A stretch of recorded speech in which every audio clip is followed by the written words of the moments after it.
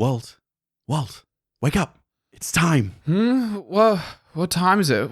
What's it time for? It's 4 a.m., but it's time for us to get back on the horse. What horse? The horse. The horse. No. You don't mean... I do, Walt. Tonight is the night we break into Melbourne Museum and liberate Farlap, the biggest and bestest Australian racehorse to ever play Magic the Gathering. James, he did not play Magic. He totally did. That's why his illness was so mysterious in that. Apparently, Channel Fireball knew that he was about to win the Pro Tour, so they falsified the blood test to show that he was mana weaving. And as a result, he got banned from the Melbourne Cup. Hence why the taxidermy is now worthless. People can't legally ride him in RCQs anymore. James, go back to sleep. I have not slept since the RC did their quarterly update.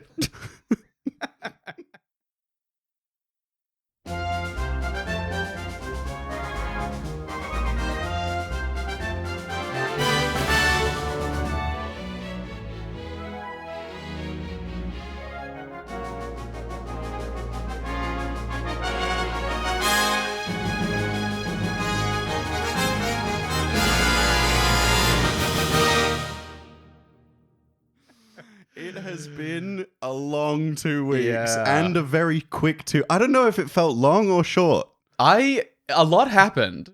That's for sure. It feels like a year's worth of stuff has happened in 2 weeks. I've read more Twitter comments in the last 2 weeks than probably the 12 months before that. I have tweeted more in the last 2 weeks than I have in the last 12 months. It's been a bit like that. Welcome back to the Get Commanded podcast. It's the GCP brought to you by POG, Palms Off Gaming, sponsor of this podcast where everybody hurts by REM, Rapid Eye Movement, a phase of sleep. I'm your host, Walt. That's a great song. Hello, Commander players. I'm hitting the snooze button for the third time this morning. James. I actually am too. This morning was a drag to get out of bed. We'll hear about that in the Planeswalk, actually. Yeah, so true. Stick around till the end. We'll get there. We'll explain why James is drinking equal parts orange juice, Red Bull, and Gatorade in a single cup today. God, I don't even want to look at that cup. Before we get to the transmission, thanks for listening while we were gone. Yeah. We're excited to get back. We're already going to start stepping up our game with stuff like TikTok, Instagram Reels, more video content on YouTube. All the stuff is happening again. Of course, we're back on Twitch every Monday night. It's 7 p.m. Australian Eastern Daylight Time now. Yep. So that'll change some of you by an hour. Most of you will it'll change everyone affected. by an hour because everyone around the world will have to tune in 1 hour earlier. But some of you will just be looking at your clock and going, oh, it's 7, and tuning in. If you live in Melbourne, it's still 7 you're o'clock. fine. You're fine in Melbourne. Everyone else is a little bit stumped. Yeah. Excitably, though, you came round to my place the other day and did a little bit of tinkering on my computer and have actually set me up to stream Arena. Something that I've been wanting to do for ages is stream drafts and sealed events and just general standard gameplay. And I don't know, maybe I'll play Brawl if I can find a lobby. But yeah, I'm now equipped to stream because I'm not sure if you've noticed, but the stream that we do is 100% controlled from Walt's room, not mine. So yeah, I'm now set up so I can actually do solo streams now. So if you want to see me play MTGA, just make sure you're following us on Twitch. So that way when I go live, I'll make sure it's the title is James playing MTGA or something like that. Or you can also hop in the Discord and get that gameplay ping. Yes. I'm guessing you'll be pinging that when you go live. Yeah, I Makes probably sense. should. Why not, right? I didn't think about it because I've not done it yet. But yeah, I'll do that as well. Good idea. Well, we'll ping the gameplay ping as well. So yes, Discord or hit follow on Twitch. You'll definitely be notified when we go live. But we're back to normal, which means we have an incoming transmission from the deep depths of the galaxy, from the Space Commanders. It's time to get commanded.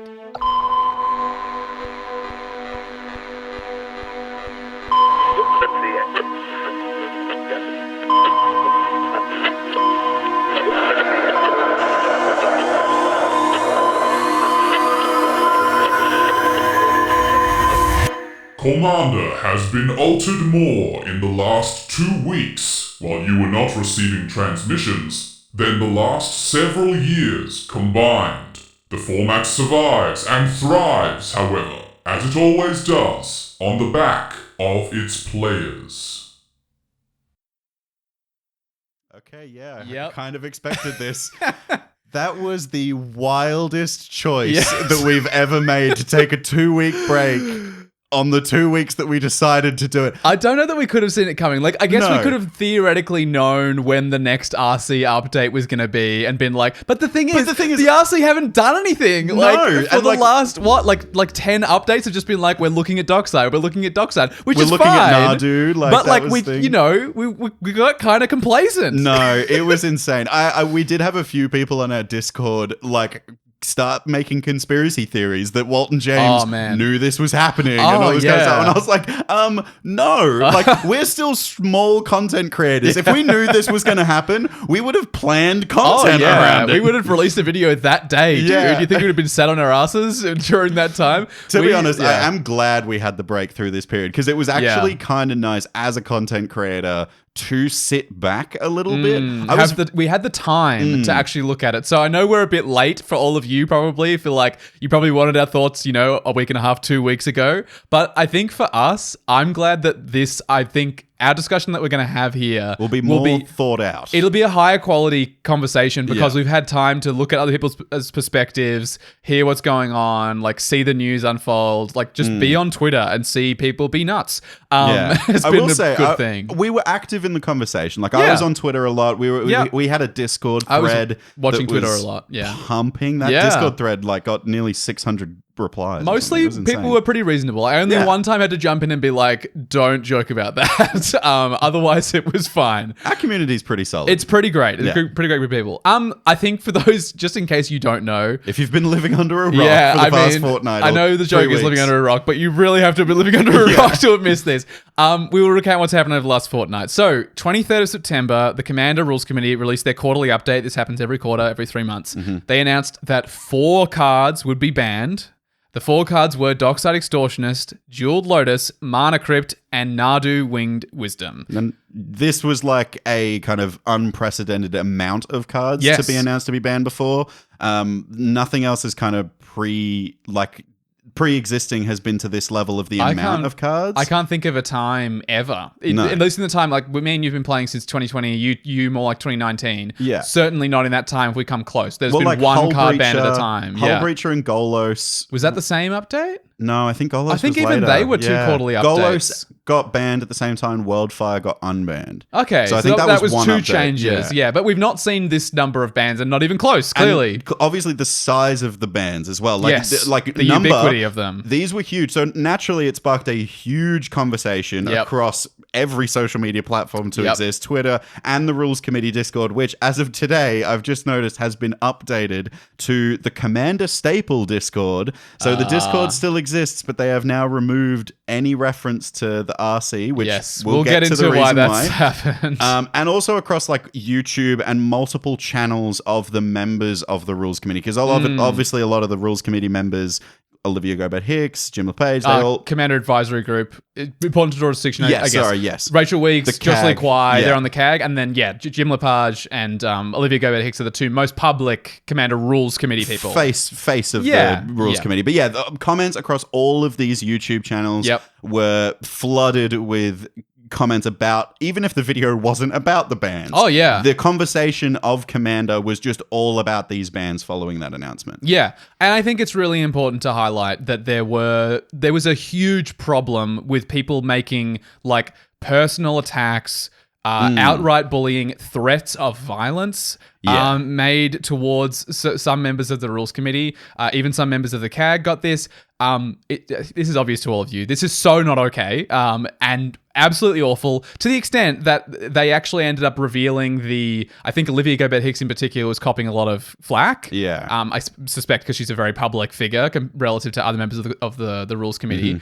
And the Rules Committee actually made a further announcement just to say, by the way, Olivia Gobert-Hicks was someone who was voting against banning all 4 of these cards at once, and said we should make just 2 bans and we'll ban two cards at a later update if we feel it's still necessary. Or at least announce that we're looking at them and kind of, because we'll get into the specifics, but like there were some cards on that list that were never talked about by the RC, and then it kind of got the rug pulled out from under some players. But like, this is how bad those threats and stuff were, that the rules committee, who have never made their votes public, said, just so you know, Olivia did not vote against this. And I suspect it was just to stop the flood of hatred that Olivia was copying, which is just so shocking. awful. Yeah. It was really shocking how like blatantly aggressive some people were getting about, can I just remind everyone, about a card game. Yeah, it's like, just silly. We are playing a card game. It's the equivalent of Go Fish. Yes, there are like a little bit more complex rules, and the updates for Go Fish haven't changed. We haven't had a quarterly update from the Go Fish rules committee. But like, I suspect I might be going out on a limb here. I don't think that the Go Fish rules committee have a Twitter page. No. I don't think they make updates, so I can't confirm. If you know, let us know. We'll update this video. We'll take it down. We'll have to. I think Get Commanded should just change to the Go Fish rules committee team. That's what we're doing. If there's an opening in the market, we'll have to confirm first. But what I've kind of lost my train of thought on this, to be perfectly honest. But what I'm saying is like the amount of aggression that came out of this was just like ridiculous. Like there is no place for hatred at all, but especially when it's about a fucking card game. Like, I'm sorry, but like, yes, I know a lot of people will talk about this, like use Magic as investment. Like they invest in all these like reserve list cards or whatever, but like, this is a game on the box. It says 13 and up. Yeah. Like 13-year-olds are meant to be the kind of target demographic and older for this game. Obviously we know it's mid-20s, mid-30s males that late 30s, early 40s sometimes. Okay. But you know what I mean? Like you guys are getting this angry about a game. It was just silly. And like, you know, when you're on Twitter and you're on a thread about something political, you expect there to be, you know, some amount of vitriol. It's still not really ideal or okay, but you kind of like understand why someone could get angry about something they think affects their lives. I just don't think anyone who was displaying that amount of aggression, like it was never justified in a game that's about cards. And like, I get some of you lost a lot of money and all this kind of stuff, but like the people that made this decision, the rules committee and the CAG, they're not out there to get you. No. They are trying to keep this, by the way, casual format, not even a competitive format.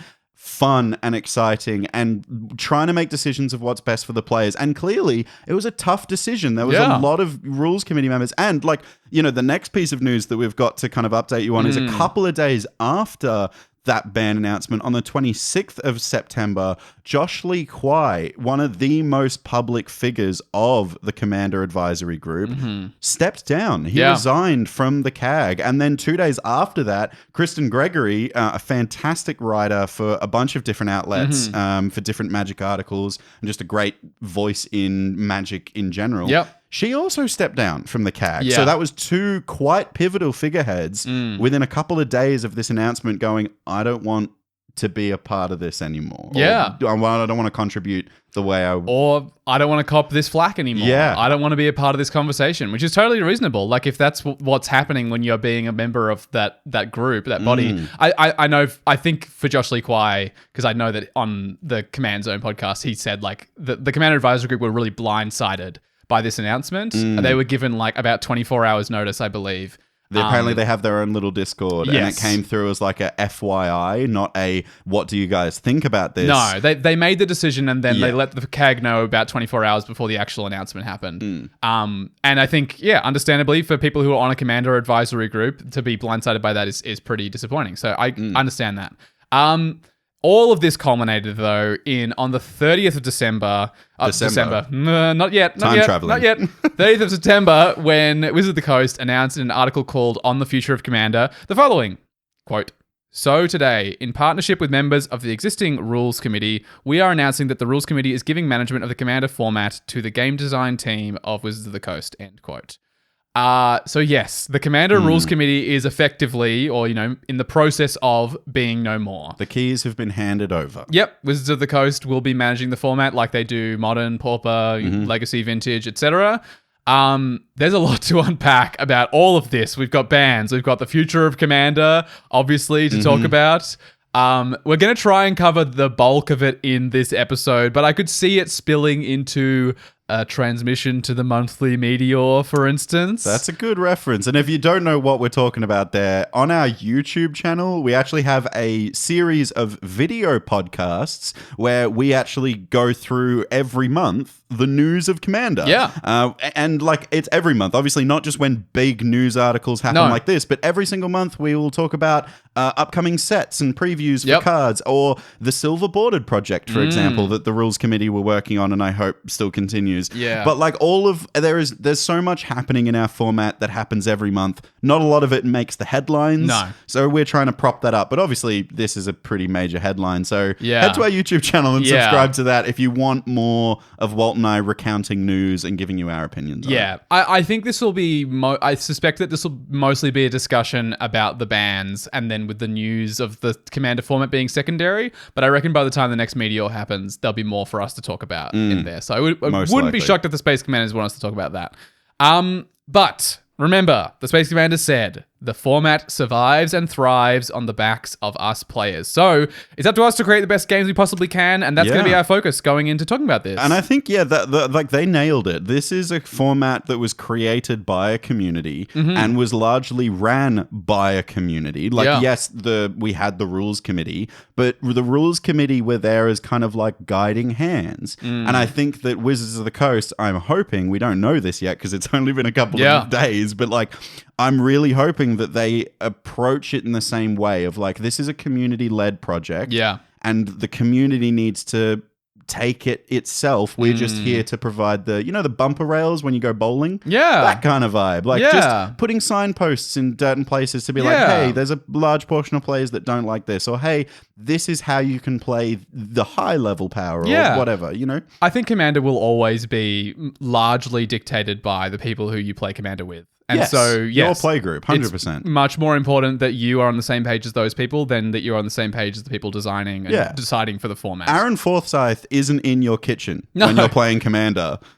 If he is... That we know of. If he is, cool Commander pod. But like... and how did you get into my house, Aaron Forsyth? But like, you know what I mean? Like you are in the comfort of your own home or in the comfort of your game store. Yeah. There... in LA, in the offices of Wizards of the Coast. Yeah. And like, I know for a fact that there's people in our Discord who, the second that the ban announcement got made, they Rule Zero with their pod decided that none of those bans were in effect. Yeah. They immediately unbanned. I don't know if it was. I think it was Nadu. Mana Crypt and Jeweled Lotus. I think Mana Crypt and Jeweled Lotus, and they left Dockside banned. Yeah. But they, you can house rule that. That's still a thing you can do. Still, Rule Zero is the primary, rule that we go back to. And one of the aspects of that is how are we going to play this format of Magic. So I just built a new Commander with a test card, one of the Mystery Booster test cards. That's not legal. No. But I'll be able to play that with my play group because... they're cool people. Yes. Like, I like hanging out with them. Confirmed. Yeah. They're pretty cool. This is my other play group. Not the one with you in it. She goes to a different school? Yeah, you won't know her. She's from Canada. Bands. We should probably start with the bands. We know you want to hear about these bands. We'll have some structure to work through on these bands. Before we even get to that, I think it's important for the sake of transparency that you all know where we're coming from on these bands. And when I say that, I mean like our stake in the bands. I think this is going to provide a lot of context to our viewpoint on it. Yeah, because I think that, like, for instance, I was listening to the Command Zone video on these bands. And, like Josh Lee Kwai just casually dropped that he's got 26 Commander decks. And... I've had 26 over my entire career, but like likewise, his is all sleeved up, ready to go. That's crazy. I'm not going to pretend that we're like the average Joe. Like we are heavily invested Magic players and stuff, but we're not in that camp that Josh Lee Kwai is in. Yeah, and so the way I want to basically get this across is the first question I want us to answer is: did we play these cards? I feel like that adds an important bit of context. It's important to know. Like, so for all of you, like what our stake in this is. And I can tell you, I played only Mana Crypt and Jeweled Lotus. They were only proxies. Like, I did not own physical copies of these cards. and they were only in my singular CEDH deck. If anything, I feel like there'd be some listeners that were shocked that you even played Mana Crypt and Jeweled Lotus, let alone, like, I know people, like, maybe know that you play a CEDH deck, but They're probably like, no, Walt would play fair stuff, like elves. And Walt wouldn't play CEDH and actually use good cards, would he? no, he would actually. You'd be so disappointed to learn that. The big pig. But that's it. So you've never used those cards in any other deck. I don't think I've even seen you hold one. I opened a Jeweled Lotus. Did you? When we used to do those the raffles at our game store, I won a Commander Legends box, I think. Oh, nice. Oh, was it? Or maybe it was just a pack. Anyway, I think I might have cracked one pack of Commander Legends. And it was a J-Lo. And there was a Jeweled Lotus in there. Cooper bought it off me like 3 days later. Immediately, your one Jeweled Lotus turned into 18 different pauper staples. I was like, I don't want this, anyway, that's a separate thing. But yes, I literally have never owned a Dockside Extortionist, have never owned a Mana Crypt, have never owned a Nadu. Sure. So that's where I'm at. I think every single one of my CEDH decks have these cards, basically. Makes sense. But in terms of physical copies, I have one real copy of each of the banned cards. Except Nadu. I did have one, but I sold it. Oh, sure. Before it got banned in Modern and made bank. I bet you did. I sold it like just before a bunch of like actual like Modern competitions in Melbourne, and I was like, God, this is fucking gas. I think I sold it for like nearly $60. It was so funny. After all of like the proper like what are they called? ANZ Super Series? Yeah, like no, like the super like high level ones. What are they called? RCQs? RCQs? Pro Tours? Yeah, Pro Tour. Yeah. Maybe it was a Pro Tour. And like every deck in the top 8 was Nadu, or like 7 of the 8 or something. And literally like people were tweeting being like, I've never seen a card crash this hard before it got banned. Yeah. Like it was, people were so confident it would be banned that it crashed down to like $5 after that. Well, I mean, RCQ, whatever it was. As comparison with Hogak in Modern, there were like card single sellers that were doing like these fun little like promotional activities with like, if Hogak gets banned, we'll give you this much off and all this kind of stuff. Nadu, it was like, it's a guarantee. That card is dying in No one's Modern. gambling on that. No. It's like 1-to-1 odds, you know? But yeah, I had a real copy in Niv. So I had a real Mana Crypt, a real Jeweled Lotus. Sure. My Jeweled Lotus was an extended R4, by the way. That was a bit of gas. And a copy of Dockside Extortionist. I did have 3 copies of Dockside at one point because I did start playing Dockside in some casual decks. Oh, sure. I had one in my Brutaclad deck, which was the one it was really strong in that deck, I remember. Mainly because you make a bunch of tokens and then Brutaclad turns those tokens into creatures. Yeah. I was using it weirdly as a creature generator. Yeah, the treasures didn't matter as much. Yeah, but it's still incredibly powerful for 2 mana in that deck, even right? any 2 mana thing that makes that many tokens is a pretty incredible card. Yeah, you can break that very easily. But yeah, I did use Dockside in a couple of casual decks, but to be honest, every time I used it, it lasted maybe 4 months tops until I was like, this deck is never gonna be like fun for me to play because it's doing the same thing every time. And you realize, like, regardless of whether these cards get banned or not, there are a certain echelon of card that you often will put in a deck and then go, oh, this is just not the deck for this. Yeah. Like, I'm not and it's also, building we're this not kind of the deck. players for it either. Yeah. Like, I think we have, like, there's... Even in some of our like decks that we have now, right? Without Dockside, without Mana Crypt, sometimes one of us will have like a super explosive turn. Like actually the other night at the kitchen table, I had in my opening hand Entomb and Reanimate in my opening hand. Yeah, you did the Sphinx of the Second Son that game, didn't you? I got Sphinx of the Second Son out on turn 2. And I like looked at the table and I was like, sorry everyone. Like I'm really sorry. And like, cause I think we don't like being that guy at the table that has the explosive play that early in the game. Yeah. I love it when it's late in the game and gets me a win. That's fun. But being the guy that puts a fucking 6/6 flyer onto the battlefield that gives me another upkeep, untap and draw on turn 2, that was like enough for me to go, oh, I'm sorry about that. And I didn't use any of the banned cards. Because we have cards in our format like, Rachel Weeks on the Command Zone was saying, like, we are the format of badly designed cards. Yes. Like the cards that in every other format they go, that's way too powerful. That would go in every deck. You can't have that. Soul Ring, for example. It just gets banned. They just get played. Yeah. But in Commander, we're the format for those cards to have a place. Speaking though of like us and the things that we do and the kinds of games that we play, the second question I thought we should answer is, did we see these cards in our games? Oh yeah, because it's not question. It's not just us. It's also like, who do we know? The play groups that we're playing. Yeah, what power level are we in? Game store, that kind of thing. Yeah, look, I think it's important to note that I probably play a very more varied power scale than you do. You do. Just generally, I play CEDH on the reg. You play it once when the moon is full and you turn into a bad guy for a night. And it also, there needs to be an R in the month, and pigs need to be flying out the sky. Thankfully, there's a lot of months with R in the name. Yeah, true. But I play on a very varied power level scale. I play everything from pre-con to mid-power, where we kind of usually play together. And then I have decks that you don't see play against much. We've spoken about it before, especially when we talk about high-powered commander, like below CDH, but higher than sort of mid-ish power level. I play very, very, very rarely in that power level. You probably have 2 decks that can hang at that level. Yeah, and even then, one of them's probably a stretch, my Azor the Lawbringer deck is like close-ish. Just because it's got a couple of pieces of like free interaction. And I've played Gandalf in those kind of pods before because it's just like a pretty efficient and consistent deck. Yeah. But even then, I still tend to be about a turn or 2 behind everybody else. You play a lot more CDH, a lot more high powered than me, and then I very firmly inhabit that middle of the ground thing. I'm gonna ask, how often did you see these cards? Yeah, straight up, outside of the CDH games that I played, I never saw any of these cards. Yeah. I never played in a pod where there was a Nadu. I mean, I guess I saw your dockside sometimes. A little bit. Very rarely. Because, again, it got cut from those decks almost immediately. Pretty much. I pretty much never played a game with a Mana Crypt in it outside of CDH. Never saw a Jewel Lotus outside of CDH. No, I think I saw a few docksides outside of CDH. Okay.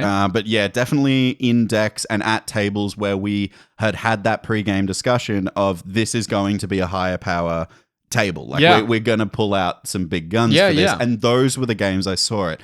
I did also see Mana Crypt a few times, specifically following Ixalan, because of the pretty decent reprint. And then also, I think it was reprinted again in another set that was released around the same time. Was it Commander Masters? Maybe Commander Masters. Commander Masters reprint? I can't remember. How long ago was that? That was last year in November or roughly August. Something like anyway, that. There was I think it got reprinted in 2 sets pretty close to each other. And I think I saw a few people at the LGS playing them. Mm-hmm.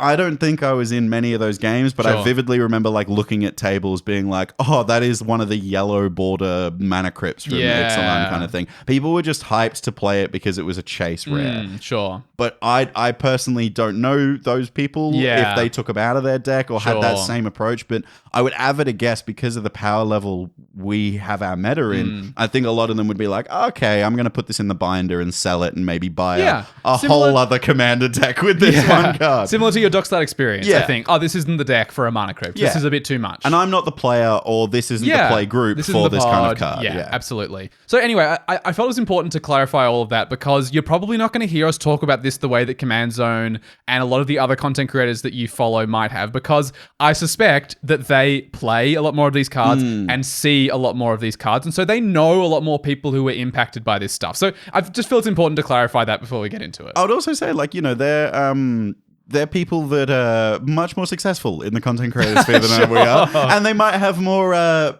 resources to burn on Magic the Gathering cards. I think it is. I actually a genuine think thing. It's really important that you all know equally, yes, we may not be able to comment on the financials because we haven't bought them, but equally, every content creator who you see talk about Mana Crypt, who owns 10 copies of Mana Crypt, has a vested interest in the way that they talk about that card, right? They literally have lost money on it. And I think it's important that me and you clarify we're not really in that camp of people. No. And so I'm not going to say we can be objective. You can't be objective about this stuff, but I think we can talk from outside of it. And I think we're probably going to talk a little bit closer to you, the listeners, because we're I think, don't get me wrong, some of you out there that listen to us might have 5-6 copies of Mana Crypt. Sure, that's sick. I'm so happy for you, and your play group must be absolutely busted. That's sick. But I think most of the people in our Discord are kind of sitting similar to us. Maybe have had a copy or 2 in the past, played with it a little bit, but they're not in that echelon of power or their pod isn't the right place for it. Yeah. And they just might not want to play it. Yeah, I think we focus very much on the lower side of the power level scale, so I think that most of you will probably be in a similar camp to us. But let's add some structure around this conversation with Talking the bands. about the bands, sure. I think that we should have like a pretty good structure for each band to make sure we cover everything. I think we should probably talk about why it got banned. Important, firstly. absolutely. Obviously, we can talk about this from our perspective, but the rules committee did put out statements on each card. More of the objective lens. Yeah. What conceptually about this card meant it should be banned. And the thing that you all want to know, whether or not we agree. Yes. If we That's say, important. if we thought it was the right call. Yep. And then because the Space Commanders did say that it's up to us to, us as players yeah. to keep this format healthy, I think we should comment on how we as a community and us as players, like individuals, but also on the larger scale as a group, react to this. Sure. And what kind of actions can we take to make the format healthier in light of this news? Yeah, that makes a lot of sense to me. Cool. Let's get right into probably the least controversial of the bans.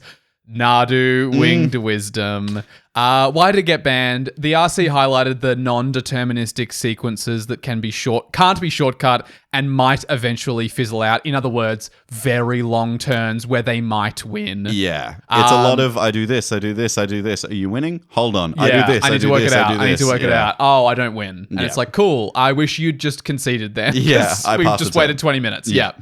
Yeah. They also highlight that it was like a very easy 99 slot to put in any general Simic shell. Like the fact that Lightning Greaves is an absolute staple of our format means that Nadu has a combo card in pretty much every deck. Do you know what I mean? Obviously we know that Scoot Swarm was a really common card to appear. Like there are so many Simic lands, tokens-y kinds of decks out there. Spring Heart and Tuco from the same set, the MH3 set, was the one that everyone was like, how did you print this in the same set? Yeah. So all of those cards would appear in that Simic lands value card draw shell anyway. And so, you don't lose anything by including Nadu. And that is actually bad. You shouldn't have cards that every deck should play, or you should have very few of them, especially when they take over the game like Nadu does. To add a very small CEDH perspective on this, I know that the rules committee are not banning on the basis of CEDH. They clarified that it's about casual, all of these bans. And they have done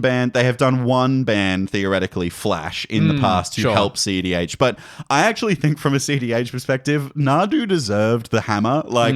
It was dominating, properly dominating. Its conversion stats on EDH top 16 was just mental. When you say conversion, the likelihood that if you reach top 16, you then win the thing? Is that you enter and make it to top 16. Oh, you can cut conversion down a bunch of different ways. Yeah, but probably the main one being, okay, if 100 people submitted decks for this event and 50 of them were Nadu, how many of those 50 are making it through? And if it's, 35... It's almost guaranteed. That's a lot. Yeah, it's almost guaranteed at that point. Yeah. It's kind of insane. And I think that the problem with Nadu in tournament settings is that you can take legal game actions for a very long time and use the round timer all for yourself. And it gives other decks a very big challenge, a huge hill to climb to even get close to the value you're creating on a single turn. Yeah, sort of at even if you hope and interact with the player in a way that stops them from winning, they very likely are just going to draw the game because they can make that many actions. They can use that much of the timer. You might be on game 2, they won the first game, and it's it gets down to 10 minutes left on the timer, and it's well, how am I ever going to beat this? I mean, I'm talking from the perspective of a best of one. Yeah. But I think a lot of it applies to Commander as well, right? Where the timer 100%. gets down low enough, and it's the best we're probably going to get here is a draw. Well, yeah, Commander tournaments are usually best of one rounds because they're 75-minute rounds or more, some to 90-minute rounds. But if you're playing a round of Commander and you want to try and win that game, you have 90 minutes to do it. You technically don't have 90 minutes. You have a quarter of that, right? Yeah. So you have, just about 20 minutes to make up for this whole thing to try and win the game. But that Nadu player is going to take 45, 50 of those minutes on their own just trying to find a maybe win. Remember, the non-deterministic part of this is the big hitter. It would be different if it just went infinite. That would actually be so much simpler from if the perspective anything, of... CEDH would have welcomed that. It would have been like, come on in. Yeah. We're in mid-range hell right now. Come on in, new commander that wants to end the game. Simic Godo, you're welcome. Come on thanks in. for that. Absolutely. Simic Godo. No, actually. no Simic Godo. Awful. Do we think it was the right call? Look, I said in our monthly media episode that I actually didn't think it needed to be banned. Yep. After we recorded that episode, I've seen Nadu appear more at CEDH tables, and I'm kind of coming at this from a CEDH perspective, specifically with Nadu. I'm now fine that it's been banned. I was very much of the opinion, like, don't freak out, everyone. CEDH will... fix itself. People will learn how to beat Nadu.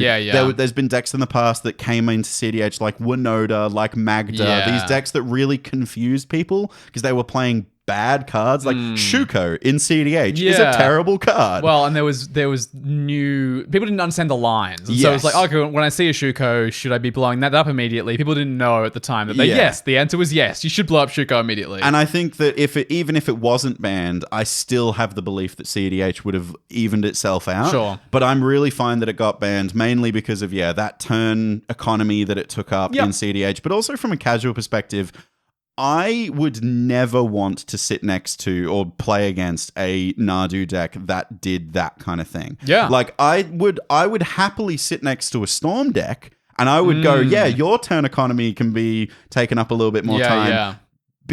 I think that's because I like Storm as a little bit more of a strategy, but I genuinely believe a Storm deck would never take as much time as Nadu would on a turn. I think a good Storm player knows when they have the win, and they'll just say, like, I can win from here. And they look for it as well. This is the other thing. Like, Storm decks, because they're all instants and sorceries, like, popping off, there's sorceries that, like, really dig for cards and dig very, very deep. And there's some cards that tutor, like, if you are storming off and then go Mystical Tutor, find the win, gut shot, whatever, like, you get a win. With Nadu, it's all, like, living off the top of your library. Yeah. You know what I mean? I just think that doesn't guarantee you the win. No. I also think it was the right call. I don't think that Commander... I think Commander is better without commanders that do just sit there and take over the game. I think this is the reason that cards like Paradox Engine have been banned, specifically around decks like Urza, for instance. 100%. I just don't think we need decks that sit there dirtling until they maybe win. Now also ban Coma! Oh, you really want Coma Bear. It's not the same kind of deck. I don't think it's the same thing. But like Simic, boring, maybe I win. Just too good. You got to deal with me immediately. Yeah, that's the same vibe. But no, I think I want to be clear. Nadu is so much worse than Coma to play against, and I'm glad it got banned. Look, I think this ban was the least contentious. I think a lot of people were like, okay. I don't know. Like, I think, I reckon that 90% of players, if they'd only banned Nadu, and then they were like, how many of you agree with this? It would have been like 95, 97%. Everyone wouldn't have given a shit. No one's like, oh, no, we definitely need that back. Yeah.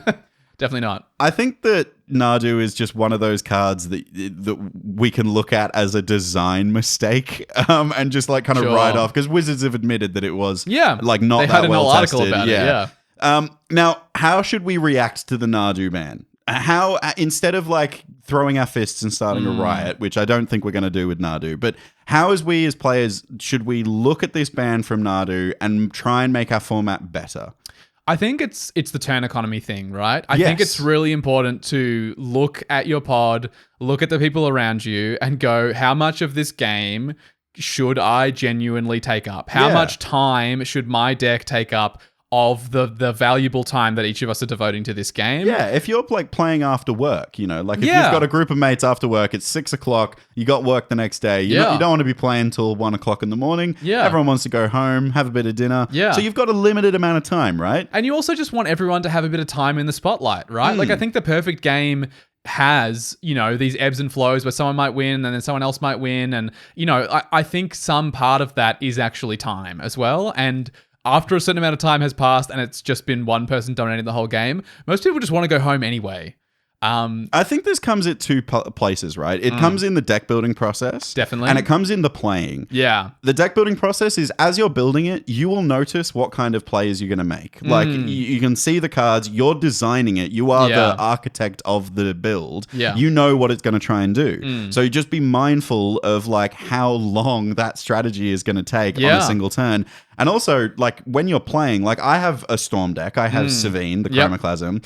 I play efficiently and effectively. I always will try and just, like, make game actions that point me towards a win. Yeah. And sometimes that is to my detriment. There was a few nights ago when we were playing that I kind of, like, played really quickly and tried to find a win, and I made a couple of game mistakes which ended up leading you to the win. Yeah. Kind of opened the door for you a little bit. But if I didn't do that, I would have taken a good half an hour trying to figure out where my win was. At some point, you just got to take game actions and acknowledge, like, if I lose, I lose. Yeah. And, you know, if you realize later that you lost a particular way, you probably won't lose that way again. You know, you'll learn those things. You learn those things as you do it. I think you can also, in the deck building process, as you're play testing a deck, like, when you're looking at those typical turns and you're playing them, really take stock of, how long it takes you to figure out how things are going to go, but also really imagine, okay, I'm playing against my good friend James. James is in seat number 2. I'm doing all this with my deck. Is James having a good time? The answer is no, by the way. I am bored shitless. It's like a good chunk of the time if you really genuinely made it. And also, imagine yourself in that position. Yeah, I think... Invert it. Go, James is playing this deck I just built. I'm in seat number 2. James is trying to work out if he's got the win with all of this stuff. And I'm just sat there. I'm having a terrible time. I think it's genuinely just like put yourself in someone else's shoes kind of approach. Like genuinely try and think that, and like when you lose a game of Commander, you lost a game of Commander, you shuffle up and play the next one. It's not like you've lost points in a tournament that you're playing. You know what I mean? Yeah. You know, you can lose a game of Commander and go to the next game. Yeah, it'll be fine. Right. Next one? Next one. Maybe the next least contentious. It's harder when you get to these next 3. But I think this one also is not... It's not irking a lot of people. We're going Dockside? Dockside, sure. Okay. Yeah. I agree with you. I think this is the second least contentious out of all of them. It's the bottom 2 that really got people up in arms. Mainly because the Rules Committee, in regards to why this card got banned, the Rules Committee have identified this for years. Pretty much since Dockside got printed, the Rules Committee have been saying, holy crap, this card is a card in Commander. Like, it could shift entire metas. Keep in mind, CEDH, like, again, I'm going to add the CEDH lens to this just to show the power level. This card basically single-handedly, with the argument that Underworld Breach also plays a part, made red as a color playable in CEDH. Yeah, there's not very much in red that you desperately want in CEDH outside of Dockside, Underworld Breach. Yeah. Maybe you start looking at Gamble. But like red as a color pre-Dockside was never a thing. No. Sans red, a lot of people were playing Tymna and Thrasios. Yep. That was like the meta deck before Dockside. But Dockside unlocked so much. I mean, if you can infinitely flicker Dockside with cards like Emil or Cloudstone Curio or like all of this stuff, and your commander was an infinite mana outlet, oh boy, congrats, you've won the game. Yeah. Like, Dockside was a card that just made the color red playable. Yeah. Like, I don't think a card has had that much of an impact on a format ever. Yeah, probably. I mean, look, I think it's important to clarify, like, sometimes I do this in my head. Think about, like, the next best card after this inefficiency. So in red, like, think about how much mana do you have to pay before you get that many treasure tokens in one go? I can't even think of it. Like, I think you basically get to 7 mana and you start looking at Old Gnawbone. You start seeing... Brass's Bounty? Brass's Bounty comes to mind. Like, what is even close to this number of treasures in one go? Cavern Horde Dragon is like the bad Dockside. That's like 8 mana. You know what I mean? Like if you have to go, it does cost less. It can reduce itself to 2. That's true. That's fair. But like, I think like if you have to jump that much higher in average mana value, the scale is just insane. Yeah, Dockside blows this scale up. I think it's a good way to look at a card and go, that's probably should not exist. It's 1 and a red. I mean, I'm going to go into it later, but I think color pips is also important here. Look, the RC rationale for this, the Rules Committee rationale, was that the explosion of mana production early in the game that can immediately sway the balance of a game. It's a lot of what we're going to be talking about in the next 2 bans as well. It was just basically warping a game where someone can drop something so powerful so early that you never catch up in the game. It's like basically saying I'm now 3 or 4 turns ahead of what everyone else is doing. And that is just insurmountable advantage. I think the other thing that the RC focused on was the fact that this was creeping out amount of CEDH into casual games. Yes. Because when Dockside got printed, it was only printed in one precon, which was the Savine deck, which I bought. Yeah. And then rebuilt just recently. Doesn't have Dockside in it. No. But like it was only available there. Now that precon was selling online for like $200, right? Because of just the card Dockside. Yeah. This was the only place it was available until pretty recently when it got reprinted en masse in Commander Masters? Commander Masters and also Double Masters 2. Oh, no, it was Double Masters 2. That was the first big reprint. That's it. Yes. And then it got reprinted again in some other like guest sheet cards. It got another that like significant reprint. Well, they did Was the it alternate Ixalan? art. I'm pretty sure that was Commander Masters. I could have sworn it was Maybe Commander it was Commander Masters and Double Masters were the two reprints. That sounds right. Correct us if we're wrong. Yeah. But yeah, it got reprinted, right? And I think it became more available. Yeah. And people were like slotting this into their casual decks. And that was when the RC really put it on their radar and were like, hey, we've seen that this is now creeping into more games than we thought it would. Yeah. And that's a problem because, in a casual game, if someone just gets lucky and has this in their opening hand, it's a little bit stronger than everyone else at the table. Yeah. Do we think this was the right call? I had to think a lot on this. Sure.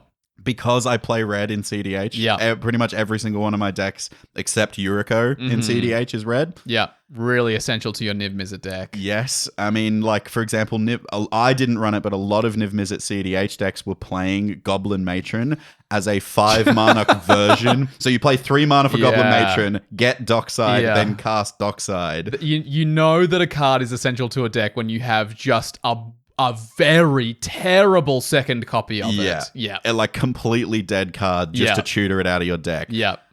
I had to think a lot about this. Sure. I've landed on that, yes, I like this ban. Sure. I agree with it. Yeah. Firstly, in casual, I prefer a balanced game where everyone has a chance to win. Yep. I much prefer games where the swings of power, like who's in the lead, kind of happen. Like this. They're surmountable, right? Yeah. Like someone gets in the lead, but they get caught up to. And it's like, oh, are they going to cross the line kind of which thing? Is not really a Dockside game usually. Yeah. And secondly, and I know this is like what a lot of people might want my opinion on, is the CEDH meta. I am excited for a shakeup. Sure. Genuinely, I think the CEDH meta will be drastically shaken by this. I've already seen it be shaken. Yep. But it's not just because there's a loss of Dockside, right? I don't think people understand of how big this will shift the meta. Yeah. Because of Dockside Extortionist, people were running combos that worked with Dockside Extortionist, like Emil the Blessed, Flickering Cloudstone Dockside, Curio. Cloudstone Curio, all that kind of stuff. People were running a shitload of clones in their decks because... What's better than your Dockside? My Dockside. Yeah, what's better than me being outside of Dockside's colors? Getting a free Dockside off a clone because I know that I'm going to sit at a table with Dockside, right? Even commander partner pairing choices were based around, I can run Dockside in this deck if I choose Jeska as my partner, you know? I mean, it's not really a part of the meta anymore. It's not even on the database anymore, but my Yasharn deck was like the two main things that you're turning off by having Yasharn in the command zone is fetch lands that you have to pay life for and treasure tokens. Yeah, like can't that's sacrifice how treasures. Pervasive Docksides, because there's not really that many other treasure makers in CDH when you think about it. Yeah, Dockside's the main one. Your Yasharn deck was the like counter to Dockside. Yeah. It was like a whole deck that was built because how good Dockside was. And look, that my deck has gotten a lot worse because of the next two bans as well. Don't play Yasharn. No, full stop. It's not going to be good anymore. is dead. It's been dead for a long time, and now it's like 10 feet underground. In terms of, do I think this is the right call? Absolutely. Yeah. I said it before, no card touches this in the explosiveness of multicolored mana specifically, which is why it was a staple. I personally find 5-color staples to be the most boring staples in Commander. The cards that you could play a 5-color deck in and you still want them. Rhystic Study. Yeah. Cyclonic Rift, because it's one blue pip to cast. Yep. Toxic Deluge. Dockside Extortionist. Smothering Tide. Smothering Tide. Cards one like white this, pip. especially like when it comes to mana acceleration, cards that give you 5 colors of mana, they should cost more. Like, it's okay for them to cost not a whole lot of mana in general, but their mana should be restrictive so that 5-color decks don't just get them for free. Would you like Dockside if instead of creating treasures, it created treasures and they only sacked for red mana? Bananas? It created bananas like Kibo. That would be so Sacks much for better. only red or green. Instead of Goblin Pirate, it should have been Monkey Pirate, and it should have made bananas like Kibo. Bananas would be fine. To be honest, I think you could even it could still make treasures if it cost 1 red. How much less Dockside would you see? In CDH, you'd probably see a lot less. You'd almost never see it, right? Because most decks are on... I don't know. In CDH, even for 1 red, people would play it. Yeah, but 1 red. Oh, 3 red. 3 red. 3 red. 3 red pips. Oh, that's an ask. I that is reckon, an ask. like, it would still be a red staple. It would still be seen in a lot of decks. It would In still 2 color? It would still be seen in casual, still be seen in 2 color. But when you start getting to 3, 4, and 5 colors, you go, yeah, it's pretty good. I can't justify 3 pips. God, my mana base has got to have a lot of red in it for me to be able to cast this spell. If you're looking at it from the lens of like, CDH, of like your mana base has to be like good enough to dedicate itself to this probably one and only card that's going to be red in your deck. Yeah. Holy shit, yeah. I think there's a world where there's a card that basically has exactly Dockside text, but it costs 1 red, and I'd probably be fine with it. Well, now that Wizards own, we might just see that happen. Dockside Explosionist, well, they did everyone. Meat Hook Massacre 2. That's true. Dockside 2.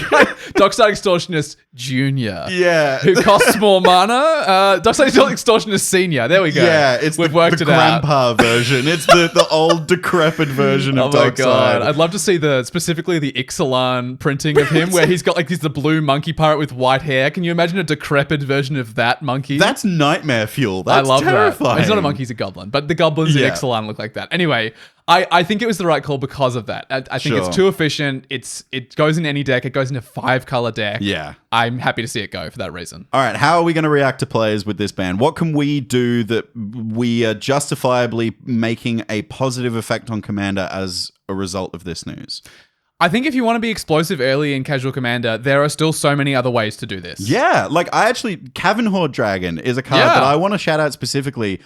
Like when I was saying I saw Dockside Extortionist in some casual games. Yeah. Specifically, one of my good mates, Ben, was playing Dockside in casual games. Yeah. And when Cavern Horde Dragon got printed, he was like, this is a fairer Dockside. I'm going to switch my Docksides out for this. This is the one that costs less for every artifact your opponents control? Yes, and then when it's like a 9-drop by default. Yeah, he now plays it in his Vial Smasher deck. Because it's a 9-mana spell. Because it's a 9, yeah. That doesn't cost 9 mana. It's pretty good, but also it's got Flying and Haste and Trample, and it's a 7/7, I think. Something like that. And when it deals damage to a player, you make treasures equal to the number of enchantments and artifacts that player controls. It's only one player. Interesting. So you can go after, you see the artifact deck across from you and you swing at that player. You swing at that player. And you'll go nuts still. Like it's still an explosive thing. But yeah, feasibly you could get it down to 2 mana and have a very similar explosive Dockside vibe play. Yeah. And I think that's fine. And you've still got access to all the rituals. Rituals for sure. You've got Mana Geyser, yeah. Dark Ritual as well. Like, Mana Geyser, Jeska's Will, another great card. Yeah, there's still lots of ways to be explosive in Commander. Yeah. And it doesn't have to be treasures, doesn't have to be Dockside. I will, again, because a lot of these bans are making a lot of conversation around CDH, right? I genuinely think if you are a CDH player, be excited for a meta switch, right? Be excited for this kind of new era of CDH we're about to play. I'm begging you, please, if you're a CDH player, go check out the videos Play to Win have put up about the bans. They have had some incredibly based, very excited takes on this. And they're very excited for just like a switch because, CDH, especially with a rules committee that were very reluctant to ban things, means CDH meta doesn't change a lot, right? Like we've been in mid-range hell for a really long time. Yeah. Kind of moved out of that turbo thing from a while ago, but it's the same, right? Yeah. This is going to shift things quite dramatically, and I think we should be excited for that and not angry that things aren't like they used to be. Yeah. I think it's an exciting new world. I'm sad that my deck is fully unplayable now, but I'll find another one, and I think it'll be interesting to see where things like stacks do shake out. Maybe the Timna Kamal list that I was working on a while ago might come back up. There you go. We should get into the contentious stuff. All right. These bottom 2 are the big ones. Jeweled Lotus. 0 mana, sack for 3 mana. Oh, that's Black Lotus. No, but only to cast your commander. Oh. This was Black Lotus for commander. Only the card that sits in my command zone I can cast any time in the game that I want to. Oh no, what are restrictions? Designed for commander card. Yeah. What do you... Well, no. Dockside was designed for Commander. It was a Commander it was a precon card. Okay, yeah. another Commander staple that was designed for Commander. I mean, that let's got be banned. real, Nadu. Yeah, I mean, Probably they designed literally for said, Commander. well, they said in In that the article, right? Yeah, they were okay, like, there's the fucking problem. Stop designing cards for Commander. Yeah. So why did it get banned? The rules committee made a keynote about the power level of commanders at 4 to 6 mana now. So new cards printed lately, often with Ward, this kind of thing. Getting those new commanders out turn 1 or turn 2 sways the game a lot more than those old 4 or 5 mana commanders used to. Yeah, and again, I genuinely, now that I've thought about it, really want to highlight that this was a card designed for Commander. It says cast your commander on it. Like, this is a card that was designed to push the power of Commander in a Commander set. It was in Commander Legends when it first got printed. We know for a fact that Josh Lee Kwai was played with a playtest version of the card, said to Wizards of the Coast, do not print this card. We don't need it in the format. Like, it's that pervasive. Yes. And I think there's only one other place this card gets played, and it's in Vintage, and it's in a very complicated, a weird doubling cube type thing. Because when you double mana, it removes the restriction. Yeah, it doesn't remember why it was put there or if there was a restriction on it. Like, it doesn't remember it was snow. It doesn't remember any of that stuff. It is just a problem that Wizards of the Coast, and this is something we'll get into when we talk about WotC taking the format, is these cards are being designed for the format to push the power level. You know how, like, Modern isn't meant to be a rotating set, but it kind of is every time a Modern new Horizons. Yes, every time a new Modern Horizons set comes out, or Lord of the Rings comes out, it completely shifts the format, right? Yeah. This is the thing that is making these cards like be looked at, because the cards are specifically being designed to push the power level of the format. Yeah. Do we think it was the right call, banning Jeweled Lotus? I'm indifferent to this one, actually. Weirdly. Really? Yeah, I think it's because I found the card so boring in casual decks that I'd never played it. This is probably the one that I saw least in casual. I saw Mana Crypt and Nadu and Dockside kind of. Yeah. And I saw Dockside the most. Yeah. Maybe not in my pods, but at the game store, I might see someone with a Nadu deck or see someone with a Mana Crypt on the battlefield. Yeah. But Jeweled Lotus, it's it is effectively a completely dead card that only has one purpose in your deck, right? Yeah. That it's only going to be used one time, really, to cast your commander at a little bit of speed. Yeah. Dockside can be reused. Its mana can be used for other things. Yeah. So can Mana Crypt. Yeah. Nadu allows you to do crazy combos and is your commander. It's the whole thing your deck is designed around. There's nothing exciting about Jeweled Lotus. The things you can do with Jeweled Lotus will excite some people. Yeah. But you don't look at Jeweled Lotus and go, oh my god, all the things I can do. It's no, it just casts your commander. Yeah, and it casts a very specific set of commanders, right? Yeah. There are decks where Jeweled Lotus is kind of shit. Yeah. For example, you don't need it in Magda. No. Weirdly, I think Jeweled Lotus is in Magda. Really? I think because you can get Magda out turn 1 and a dwarf and potentially... I don't know. Interesting. I might have to look at lists. Yeah, but For example, there's decks that Jeweled Lotus is arguably pretty bad in. If your commander costs 3 colors, if your commander costs blue, black, red, Jeweled Lotus is kind of bad. Yeah, unless the commander is 3 blue, black, red, then maybe it's okay. Pretty good. But you still have to have those other 2 colors. 1 blue, black, red, you can still do it. Yeah. But it's pushing it though. It becomes a Lotus Petal only for your commander in that case. That is bad. Do you know what I mean? It is. So I'm indifferent. I'm excited. Again, I'll point out that for the shake-up in the meta, Jeweled Lotus helping cut, these huge commanders like Atraxa, Tivit. These commanders were becoming better and better because of how good Jeweled Lotus was. Yeah. I'm excited to see the meta shake up around this ban. Yep. For casual, I never saw it. I didn't care for it. I never would consider playing it in a casual deck because it is a dead card. I would rather play an exciting synergy piece than a Jeweled Lotus every single day. Even in CDH, I would rather play as an exciting synergy piece than Jeweled Lotus. Definitely. Look, I think I disagree. You said it earlier that you think that Wizards of the Coast should stop printing for Commander. I disagree with that. I think because I think that they make really interesting and fun precon cards super, super regularly. And that I really love. I pick up so many, when I place card orders, I'm buying weird new precon cards half of the time.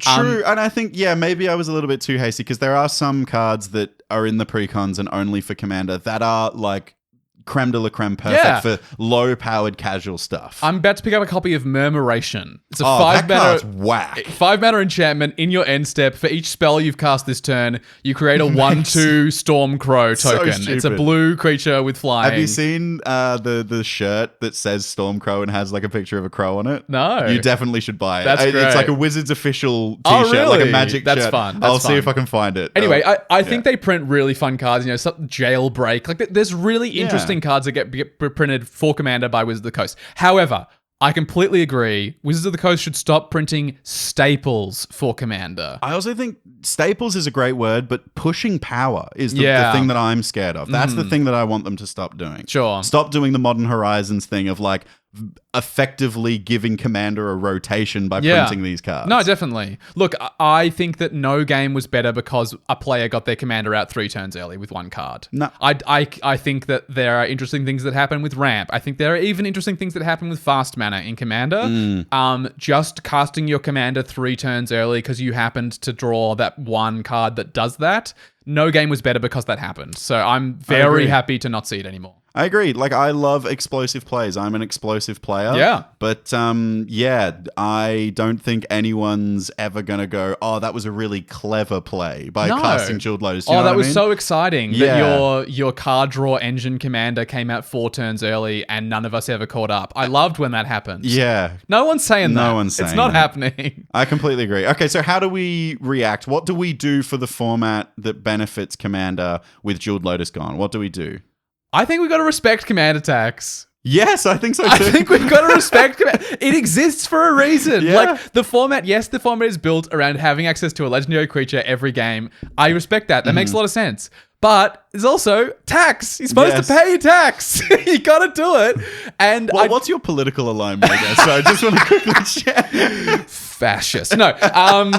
We absolutely, like, you just got to respect command attacks. Like, I agree. Yes, we're a format built around a legendary creature, but also you're not supposed to have it all the time, immediately, early. You should have to work for it. You've got to work for it. Your deck is built around it. And, you know, like we have had so many interesting discussions about your mana curve and your commander and the relationship between those two things. And the ramp you put in specifically with the mana value of your commander in mind. And Jeweled Lotus just disrespects all of that. So, like, it's a middle finger to that. Yeah, let's respect command attacks and commanders coming out, like, you know, a turn early. Or maybe if you work really hard, 2 turns early. Yes. But not like turn 1 and they cost 5 mana. I completely agree. I hadn't thought about the tax part of it. I think for me, my thing is, like, if you were running Jeweled Lotus in your casual deck, ask yourself why. Like, genuinely, how important is it to your game plan in a casual game of Commander that your commander comes out that turn early? Yeah. Like, sure, Shurikai is a great card draw engine in a command zone. Getting that out turn 1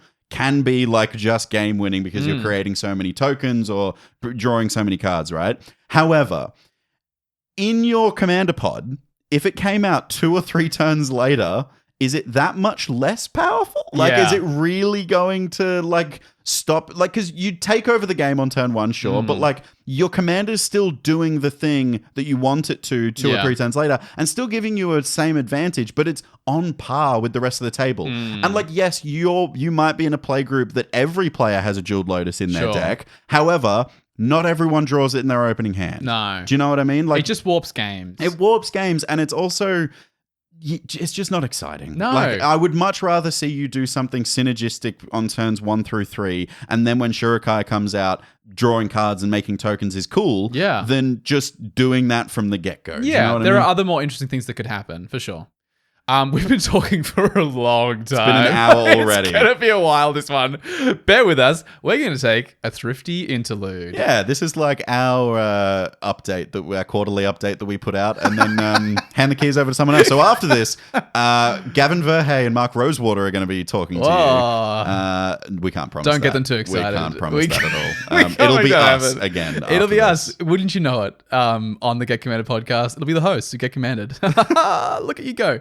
We've got lots to talk about. We got Mana Crypt, of course. We're going to do a dive into Wizards of the Coast now being in charge of the format. Before that, we're going to hear a little something about a thrifty card. As is tradition, I'll be performing this week. The card is brought to life in monologue form from the perspective of someone in the card's art. James, do you want to read the card we're featuring this week? I've been waiting for this one. I love this one. Khan is in the art for this card, by the way. That's not who's being performed, though. There's another character in the art No, but it's who we're relevant. hearing from. It It is is relevant. It is relevant. It's Praetor's Council. For 5 green, you get a sorcery that says return all cards from your graveyard to your hand. Praetor's Council. I just got the choice of card for the rules committee. I got it.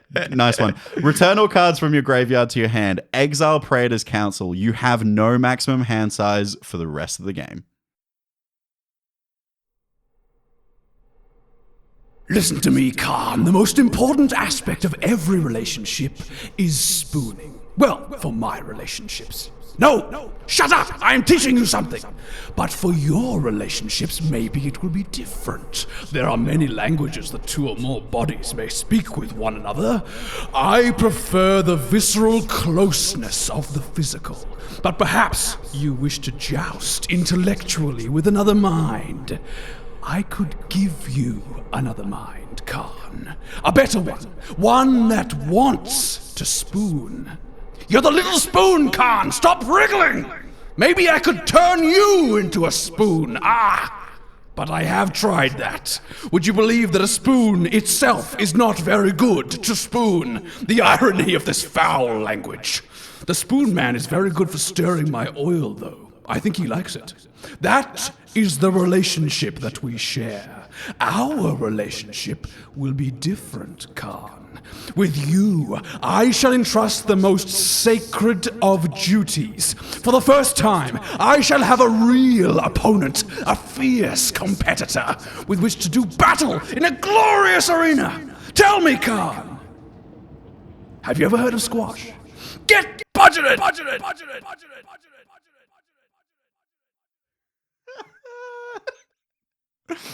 I love the idea of a polyamorous Praetor. Just like, our relationship is different. Yeah. You want to go to the local YMCA and play some squash? Come on, Khan. I need a competitor. I love demonic voices saying shit like that. Yeah. And the only place we really get to do that is when we do this. Yeah, that's true. My pleasure. Thrifty Thursdays happens every week in our Discord server. You can check out the dedicated channel, play some games, or get some advice on your latest deck. Yeah, Spelltable's been popping off in our Discord server It has, recently. yeah. So if you're looking for games with some lovely people to play virtually, if you listen to our locations episode just before we went on break, Yep. and you want to try Spelltable, our server's the place to do it. Definitely. There's a Spelltable bot. You can just Yes. queue into a game and Yeah. it'll magically appear. It's excellent. And it sends you the link in a DM. It's Yeah, really handy. it's But very good. We got one more band to cover. Probably the most controversial, I think, safe I would to say, yeah. It was this or Jeweled Lotus, and I think this was more controversial. I'm glad we left this one to last. It Yeah. feels like the right one to come to last. Yep. So, why did Mana Crypt get banned? Well, the RC points out that the downside, quotation marks, of having a 50% chance of losing 3 life in your upkeep, in other words, losing an average of 1.5 life per upkeep, is pretty meaningless in Commander when the card can accelerate you to a very early win before your life total even matters. Yeah, they also did make the allusion to what I said before about the fact that the reprints of Mana Crypt Yep. and it becoming more accessible. Yep. Like the price didn't come down much, but the fact that it was just out in market Just more. opened in more packs. It was at your local game store in the, the glass counter at the front, Yep. that kind of thing. You could just see it. Feels pretty similar to Jeweled Lotus in Yep. terms of why it got banned, right? Like this coming down turn 1 does sway a game pretty heavily. This also does have the effect of like giving you access to 3 mana on turn 1. If it's in your opening hand, that can cast a Ristic Study on turn 1. Yeah. That is probably the best play you could make. Just about. In Commander. It's just about the best thing you could do on Yeah. turn 1. I think, like, in contrast to Jeweled Lotus as well, you still have 4 mana on turn 2 Yes. and 5 mana on turn 3. Like, it doesn't go anywhere unless someone blows it up. And it can be used for everything, right? Yes. This is the thing about Jeweled Lotus is like I said, like I would much rather have a synergistic card over this because its Yeah. only role in my deck is casting my commander. Yeah. But Mana Crypt, its role is casting all of my generic costs Yeah. in mana spells. Like that's amazing. Yeah. Like if I have an opening hand with like let's say my opening hand consists of 2 lands, Mana Crypt, and then 4 mana and up spells. I can keep that hand. On turn 2, you're going to be dropping one of those spells. A 4-mana spell. Like, that is fine. And that, to me, is like... It's almost like cheating mulliganing, isn't it? If the Mana Crypt's in your opening hand, it's like, oh, yeah, cool, I can keep this. I can keep anything, almost, with a Mana Crypt in my hand. Yeah. It's crazy. Do we think it was the right call? Yeah, I am on the fence about this one. Sure. And I'm probably leaning towards no. I don't think this was the right call. I am like on the side of I think this ban specifically, I feel like what they're trying to do is make a signpost ban. We've talked about this before. We have. Sometimes they ban a card that represents a slew of other less powerful versions of the same effect to tell you this is not what we want Commander to be about. For example, the one that I always use as an example is like Armageddon, destroy all lands, is legal in Commander. Sure. However, Balance is not. Yes. Balance is the land destruction spell that's on the ban list to say to Commander players, hey, land destruction's not really a super fun thing to do. Let's probably not do that. So instead of banning all land destruction spells, they go, hey guys, this is an example of what we're talking about here, but you in your trusted pods can have that conversation about land destruction and all that kind of stuff. Yeah, maybe Armageddon's okay for you, but for everyone, Balance is banned, and also we think for everyone, you should consider not playing Armageddon because look at Balance over here. Correct, right? And I think that this is their signpost for fast mana. Sure. I think like Dockside and Jeweled Lotus are fast mana as well. Yeah. But Mana Crypt is like it is the first card that I think of when I go, what is fast mana? Sure. I go Mana Crypt first. It's 0 mana and produces 2 mana, right? I think this as a signpost for fast mana doesn't make sense to me. Okay. Just because it's like, I know it's ubiquitous and like it is in every CDH deck. I just feel like if you wanted to do a signpost ban on fast mana, maybe you could have used Jeweled Lotus as the signpost ban. Instead of banning something that is more usable. Sure. Like as I would, like, because Balance is a bad land destruction spell. Do you know what I mean? Yeah. Compared to Armageddon, it's like the worst of the two. Do you know what I mean? Yeah. And I think that I would have been happier if they banned Jeweled Lotus and said something about fast mana and listed Mana Crypt as like the one to be wary of. Do you know what I mean? I'm of the opinion, I think they banned too many cards in this announcement. I think personally they should have banned 3. I think that Do you think this is the one that should have been left off? I think it was probably this one. Yeah. I think probably that the others made more sense than this, or they were more obvious hits. I think that they like. I think we all expected Nadu and Dockside. Nadu was fine. Dockside we had the warning for. I don't know that we like knew for sure it was going to happen because they had been warning us about it for like years. 3 at years, this point. more. But yeah, I think Crypt really shocked a lot of people. Yeah, this is the one that I feel like a lot of people had the rug pulled out from under them. Yeah, look, I actually am really glad that they were bold with this ban. I think like in this set of bans, I mean. Sure. I think I'm glad that after a long period of stagnation and with a new couple of rules committee members as of a few months ago, that they just went, let's actually like make a drastic change and see what happens. I'm actually stoked with that. I think 4 was too many. I think 3 was the right number of cards. I think 2 would have felt a bit too conservative again. I think you can make an argument for it, certainly. And I know that that was Olivia's point, was she thought that it should have been just Dockside and Nadu to start with. That's reasonable. I think 3 was probably the golden number. And I think probably if I was going to leave one off, it would be Crypt or Dockside. But that said, do I think the format is better without Mana Crypt in it? Yes, I do. I do believe that. See, I agree with that statement too. Like, I genuinely do believe the format is better without Mana Crypt in it. I think that, like, and like if you can take out, I think Josh and Rachel talked about this in their initial analysis of these bans. They said if you could take out all the financial investments and all this kind of stuff to it, this would be the right call, right? I think the format is better without Mana Crypt. However, I didn't see it as big of a problem. Yeah. Do you know what I mean? And I didn't see it swaying as many games. I didn't see it doing this and that and the other. And like, it's weird in CEDH, for example, like the 3 life on Mana Crypt is more relevant than you think. Like, especially life actually ends up mattering. If you're playing Ad Nauseam, for example, and you drop Mana Crypt and lose 9 life before you get to cast Ad Nauseam, that might be 10 cards. That's way more than 10. Like sometimes, that's like pretty significant. I also think like the way Dockside getting banned shakes up the meta, the way J-Lo getting banned shakes up the meta. Yeah. Mana Crypt getting banned doesn't shake the meta as much as those two. Right. So it's harder for me to be excited about it getting banned. Do you know what I mean? It feels like a meaningless ban. Like someone getting a Mana Crypt down turn 1 is great. But the fact that in CDH we have got Mana Vault, Grim Monolith, we've got all the Moxes, Chrome Mox, Mox Opal, Lotus Petal. There's alternatives. There's so much fast mana in the format.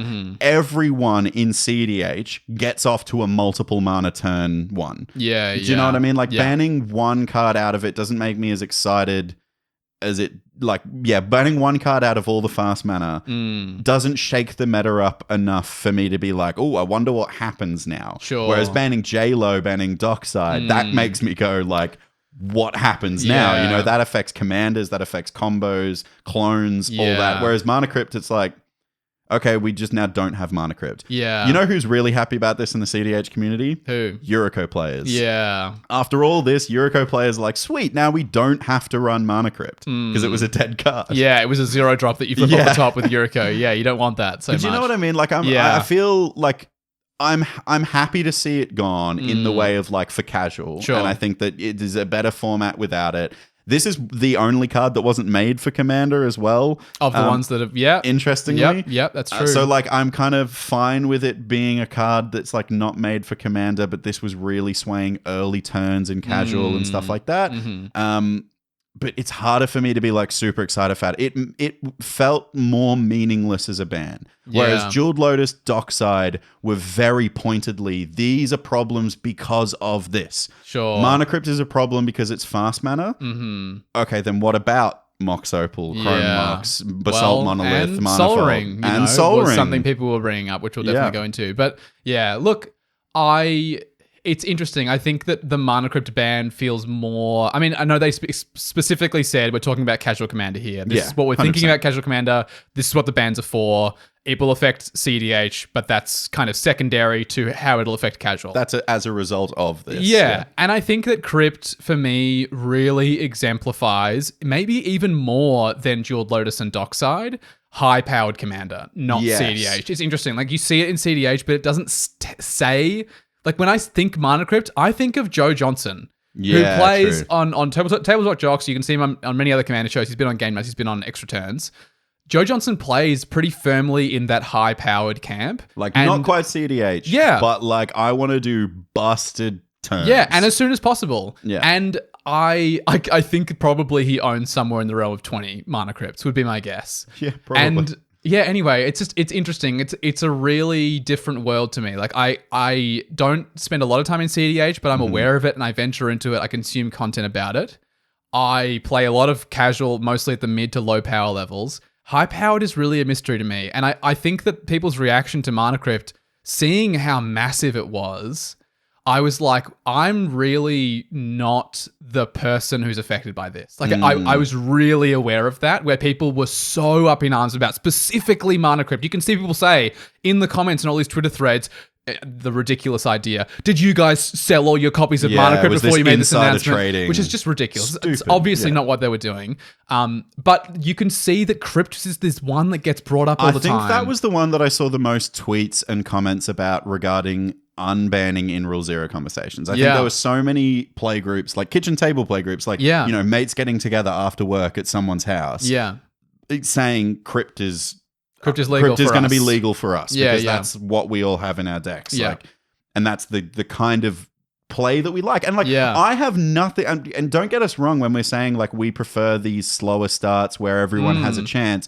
If you prefer the game where one person explodes and then it's an absolute if you want to race, if you want to sprint, like have a sprint, have a race. We're just different kind of athletes. Walt and I would prefer to be in this, 750 meters. If you want to be in the 100 meters, you go for it. You know what I mean? 100%. I think don't take us out of context when we're saying that. I just think that, I think we can say pretty confidently that the format as a whole as a whole, we're talking all the way up to CDH and all Yeah. the way down to precons, is better without Mana Crypt. Yeah. But yeah, I have the opinion that it felt more meaningless as a ban. Yeah, I think like talking from the perspective of a rules committee trying to manage a format, I think they should have banned 3 cards, and I think if it was up to me, I probably would have left Crypt off this ban. I think Crypt and is the one. highlighted it the way they have with Dockside. They should have been put like, it- we're looking at. Yeah, this. they should have put it in the justification of the Jeweled Lotus ban, right? They should have said fast mana is on suspect. early turns Yeah. is a thing that we're looking into because it's affecting gameplay. Here's what we're banning. It's Jeweled Lotus. It's Dockside Extortionist.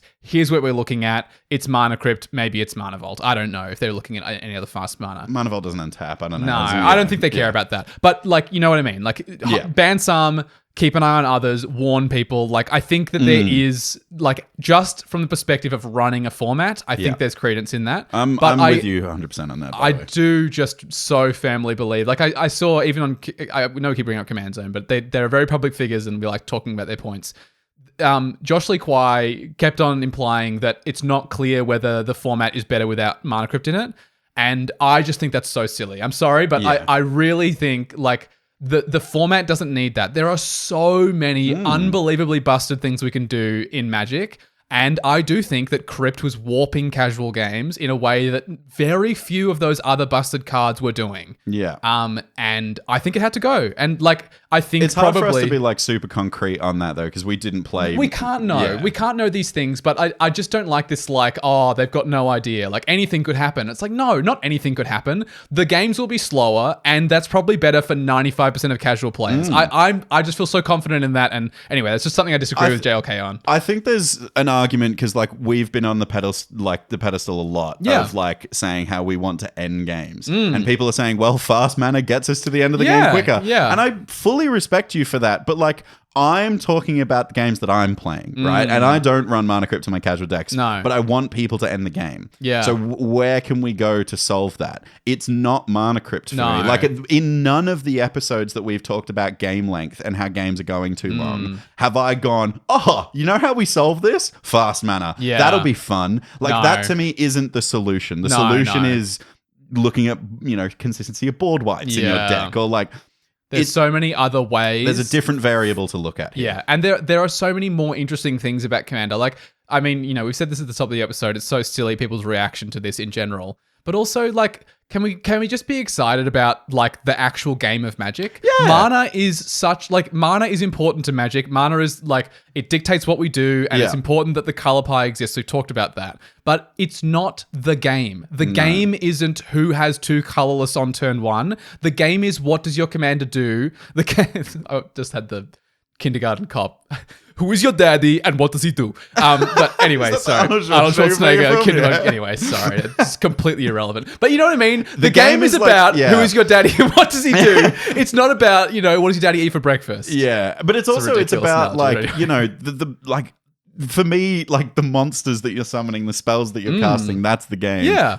Mana Crypt is a part of getting to that. Yeah. And I feel like we can ban, like, it's kind of the equivalent of changing a train station, right? Like, Yeah. it's like, I don't really give a shit about the train station being changed as long as I can get onto my train Yeah. and enjoy the journey that I'm going on. Oh, I even think I think that's too generous of an analogy, because you spend some time at the train station. You know what I mean? That's like, true. It's yeah. almost like the what- turnstiles. Yeah, the turnstiles of the train station that you pass through to Yeah. get where you need to go. I agree with that. Yeah, Yeah. and I just think it's so ridiculous for us to think that the format is going to be measurably worse if the way we cast our spells is slightly different and slower. Yeah. I just think that's so ridiculous. There are so many cards they could ban that would have such measurable impacts on our Commander games, and Mana Crypt is just not one of those cards. and again, like I say again, we have so much fast mana that are available. Yes. to us. And like, if this is a signpost ban, which I kind of feel like it's meant to be, right? That's Yeah. how they talked about it.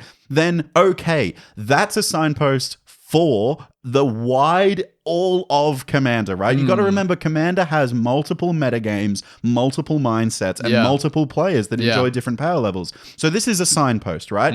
All players are told this is a signpost. Yeah. You can rule 0 it back into your decks. Yeah. That's great. But also, that is a great way of like lower power levels going, okay, I can see the problem with Mana Crypt. So when I'm including Mox Diamond or, this in my casual, or Mox Opal, or, I'm warping the game to a similar extent as this banned card. Correct. This is the thing that the rules committee want to do with signposts, is make you think about the types of cards that you're playing and how they'll affect the game and the enjoyment of the game by other players at the table. And for me, banning Mana Crypt is like, it feels meaningless, but it feels like at least a way of saying to a player base, this is something to look at. Yeah. I want to establish, I am kind of against this one. Like, I feel like it's meaningless, but if they said in the announcement when they banned Jeweled Lotus that Mana Crypt is something they're looking at, I would have gone, I'm glad they said that because I believe that it is something that players should be aware of. Yeah, it's true. Do you know what I mean? Yeah. But I think that leads us nicely into how should we react as players, which is, and I want to actually talk about Sol Ring. I think it's the elephant in the room. Well, because I think, though, if there's one thing that comes out of this, and that thing is, people see the Mana Crypt ban and are aware of how much Sol Ring warps a game. And how close of a comparison Sol Ring and Mana Crypt are. How similar Sol Ring is to Mana Crypt. If that's the only thing that comes out of this, that will be a huge net positive for the format. Because Sol Ring does warp games. I've cut it from about half of my decks, maybe more than that. Well, I was actually deck building a couple of nights ago. Yeah. And I had to call Theo downstairs because I was like, I need you to help me look at a cut. Like, I need 3 more cuts. Yeah. And Theo was like, you've got Sol Ring. Yeah. Do you need a Sol Ring? Yeah. And I was like, yeah, I don't. Yeah. Like, I really don't. And also, like, sure. And I just deleted it. And, like, once it was out of my Moxfield list, I was like, you don't miss it anymore, I don't miss it. Like, No. all the stuff. And this is the thing about, like, what we were saying about the game isn't about who's your daddy and what he had for breakfast. I was looking at the rest of my list then going, I got to keep all the exciting spells that I'm not. Because like that's the thing. Like if I was like, nah, Sol Ring has to be in this deck, I would have been cutting a spell that I was excited about casting. Yeah. I've never cast Sol Ring and gone, yippee. Yeah. But like I've cast Tyrant of Discord, for example, and gone, yippee. Yeah, it's like, happening. Yeah, 100%. Look, I totally... A lot of people are not happy with the reasoning with Sol Ring banning Mana Crypt and not Sol Ring. For those that weren't up to date, the rules committee basically said Sol Ring's ubiquity and just the fact that it's in every precon, it's accessible to players, and also it's kind of like, if anything, it's the face of Commander. Yeah, that was a big thing for them, is like, because it's been in every precon, obviously the availability is a big thing, but also it kind of just is Commander now. Think Command Zone's intro on their podcast is an animation of the beta Sol Ring. It's the card. Like, if you were to say Commander is about one card and one card only, it is unfortunately Sol Ring. Yeah. And I get that people are like, it's the same. Sol Ring. Well, because I think in a world where Sol Ring has not been printed in every precon, it probably would be banned with Mana Crypt. Yeah, I would agree. I'm going to say, I think that the format would be better, again in a vacuum, if Sol Ring was not legal in it. But should we ban Sol Ring? No, I don't think we should. No. Because it's I also think Sol Ring in a weird way, in the same way that Mana Crypt is now this signpost for fast mana, Sol Ring is almost a signpost for how messed up Commander cards can be. Because, you know, we play in a format with Gaia's Cradle in it, and Time Twister, and Wheel of Fortune. Like, these cards are banned in many, many other formats. Pretty much every But other they're one. legal where we play Commander. And I think Sol Ring is kind of the signpost of that. Like, Commander is the format of broken toys. I think what Sol Ring signifies to me is the door to the Wild West of Commander. Yeah. Like, it is like this, the card that you look at and go, wow, I can do anything here. Yeah. Like, if I can play this on turn 1, I can do anything. Yeah. And that's exciting. And I think that's a really exciting part about Commander. And I really do want to highlight as well the fact that it is in every precon. If they did ban Sol Ring, that makes every precon for Commander illegal to play out the box. And that they're is not going to do that. Whopping problem. Yeah. Like a huge problem. I think we're just stuck with Sol Ring. Yeah. And I understand people are upset about that because they probably like their Mana Crypt and are like, well, if you're going to get Mana Crypt, you should get Sol Ring as well. And it's like, yes, in a vacuum, of course, they are similarly powerful cards. But to pretend that somehow the rules committee can ban Sol Ring and it would be the same as them banning Mana Crypt is just ludicrous. It is not the same thing. And I think it's, you're looking at it through a very, very small window Yeah. if you think that that's the case. That said, like, I think it's good that there is one fewer Sol Ring in our format. Yeah, I 100% agree. I saw a bunch of people saying that, what about Soul Talisman? You know, the suspend Soul Ring? Like, yeah. does that come back into Commander? And everyone was like, no. Do you know why? Because even if it's in your opening hand, it comes down on turn 3. Yeah. Like, That card's so funny. It's still great in your opening hand, right? Yeah. But like, yeah, I think there are a few people that got very angry at the fact that Sol Ring wasn't banned alongside Mana Crypt. But I think that we as players are now able to go, okay, well, if Mana Crypt's banned, then like when I built my latest deck, I specifically didn't include Sol Ring. Yeah. So like I'm aware of this kind of like effect that this has on the game. Yeah. And then like when I cut it, genuinely try this. Cut it, put a card that you are excited to cast in its place. How do you feel about your deck now? Yeah. Like, you will never go, I wish I had a Sol Ring in this deck. I mean, maybe if it's turn 6 and you're on 3 lands. Yeah. You'll go, Then you're if really I just hoping had for a a Sol Sol Ring. Ring. Yeah. But like, truly, I think you can check my Moxfield and verify for me. I'm not going to do it. I think about... you do the work, listener. About half of my decks have Sol Ring and the other half do not. Yeah. And I truly could not even tell you which ones are which. I know that the more powerful decks almost always play Sol Ring. Yep. And the less powerful decks exclusively do not. That's all I could tell you about it. Like the ones in the middle, I've got no idea. I have to have a reason to run Sol Ring in my decks. Like Yeah. it definitely And I one of my think that's a good artifact thing. deck. There's not one in my Fire Left deck because it's a ramp spell that doesn't get me lands. Yeah. And I'm like, I don't want that. Yeah. There's decks that I have like a lot of like blow up all artifacts in it because I run no artifacts. Sure. So then I'm like not running. Yeah. I'm not even running Austere Arcane Command Signet. and Sol Ring maybe shouldn't be in the same deck sometimes, Correctly, depending yeah. on how often you cast Austere Command. But and yes. how much you care about each mode. Like, Yeah. but like, you know what I mean? Like, I don't want to lose a Sol Ring for this deck. No. I totally get what you're saying. I think it's worth just briefly touching on MTG finance. Fair enough. The cards are game pieces.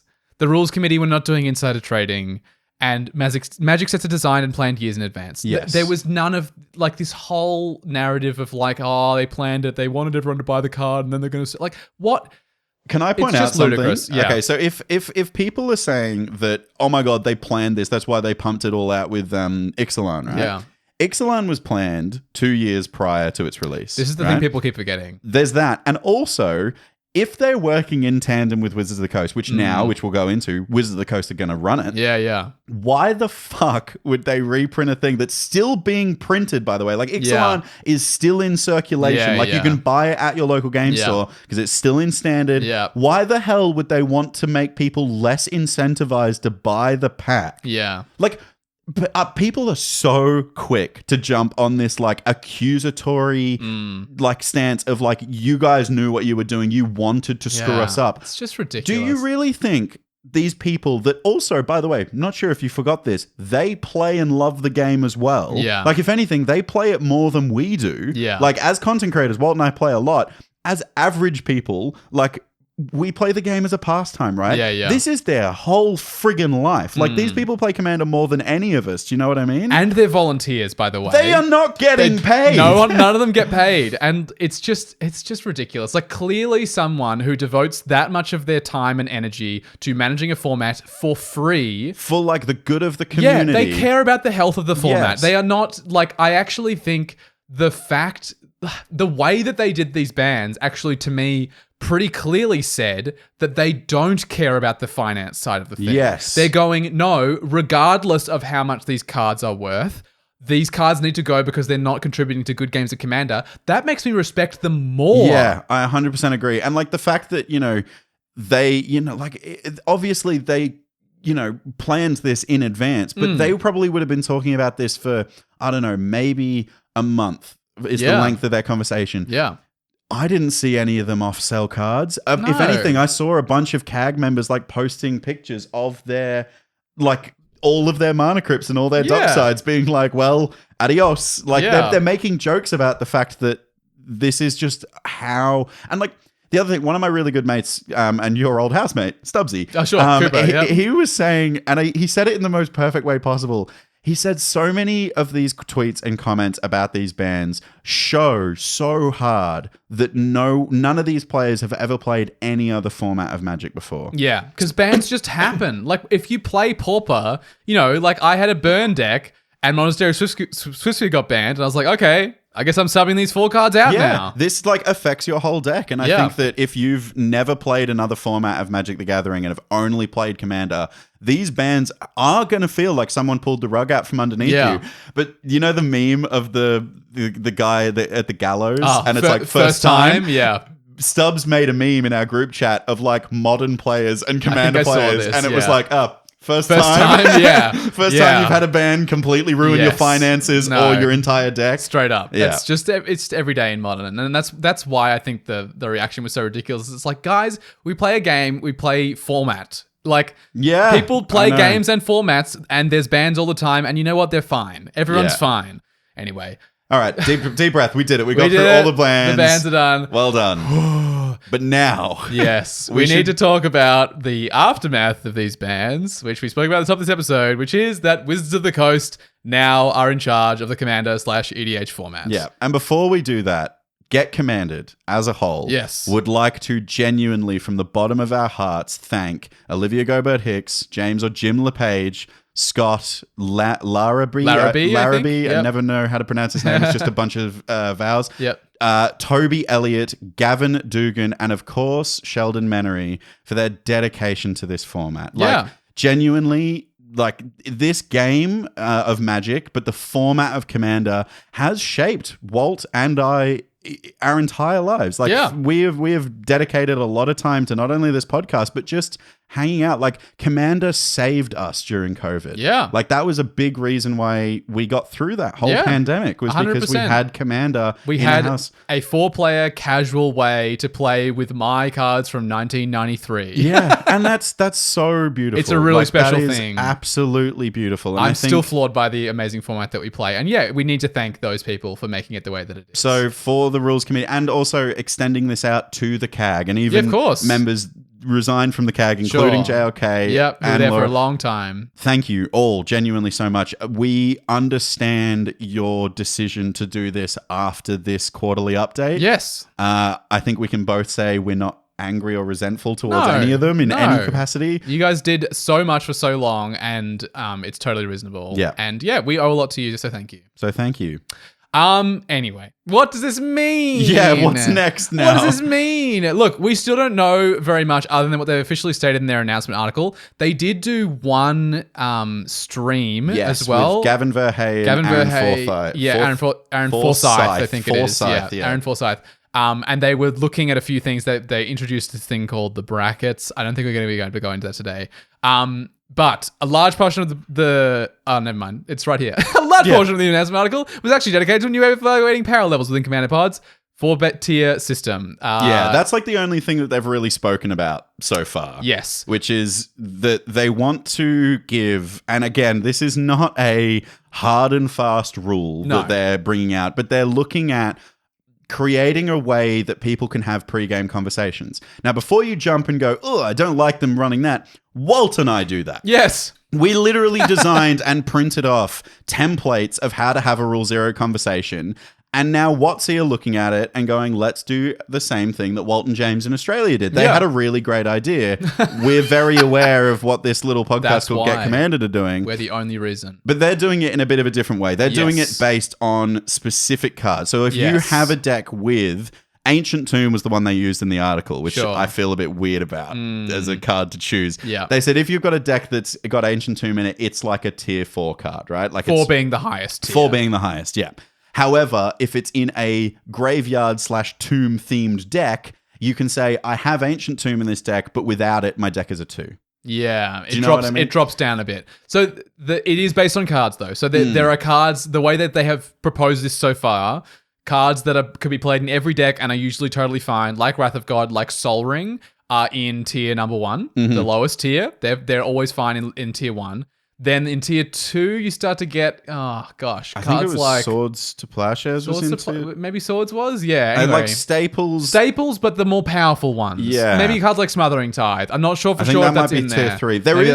There is a image going around on the internet that has like a couple of examples. About 2 cards in each of the tiers, and then they've got question marks because they don't want to log in. Yeah, and this is the other thing is they're like really early days. Like Gavin in the video on the stream that they did regarding the whole announcement was saying like, this is like early stages. Like we have just got the keys to Commander. We are trying this. And they're doing it in collaboration with the existing members of the RC, with the CAG. They want this to be a community-focused thing. Because remember, Wizards have never run a casual format before. When you think about it, they have only run competitive formats. So this is a brand new thing for them to try and tackle. It's brand new. But so the tier system they propose is basically if you have cards in this tier, your deck is considered to be in that tier. Yes. So Demonic Tutor, Vampiric Tutor, I think were in tier number 3. Armageddon was a tier 4 card. Yeah. Just to give you an idea of how they're looking at it. But very early days. I don't think it's worth us going into super heavy detail on this because we don't know heaps about it. Yeah. It's like all we've got so far is that stream from Gavin. And keep in mind, the other thing, great little thing that they're like putting on, that there will be a representative from EDH talking to them and all this kind of stuff. So they've given us a little bit, but like really, this is brand new. They don't know what they're doing, so we're not going to have a clue. So we're going to have to wait. No, we can't really comment on something we don't know much about yet. Yeah. What are we cautious about? Yeah, I think this is a good place to start because I want to end the episode to what we're excited about. Sure. I want to end like that. And I think cautious.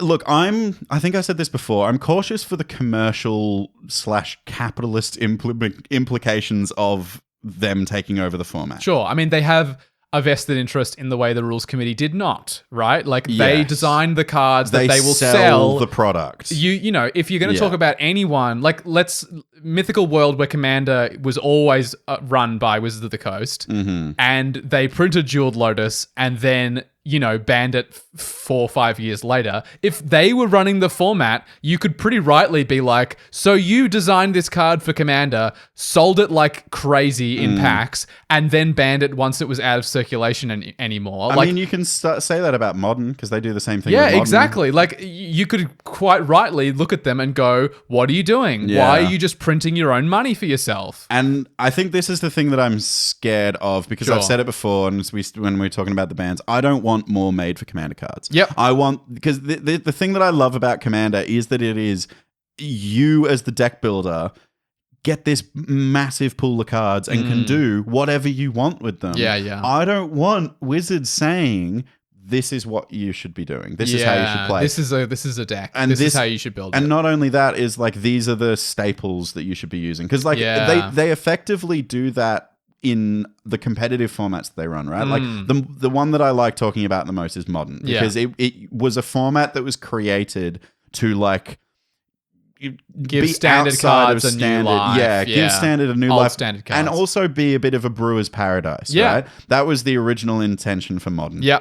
And I think now it's like, okay, the next Modern Horizons sets come out.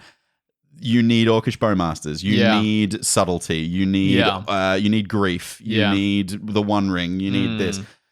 That to me is like, that part of the reason why I don't play Modern is because of this rotation, this pseudo rotation. With Standard's rotation being slowed down, there's an argument to be made that Modern rotates more frequently than Standard does. Yeah. Which is wild. It's crazy.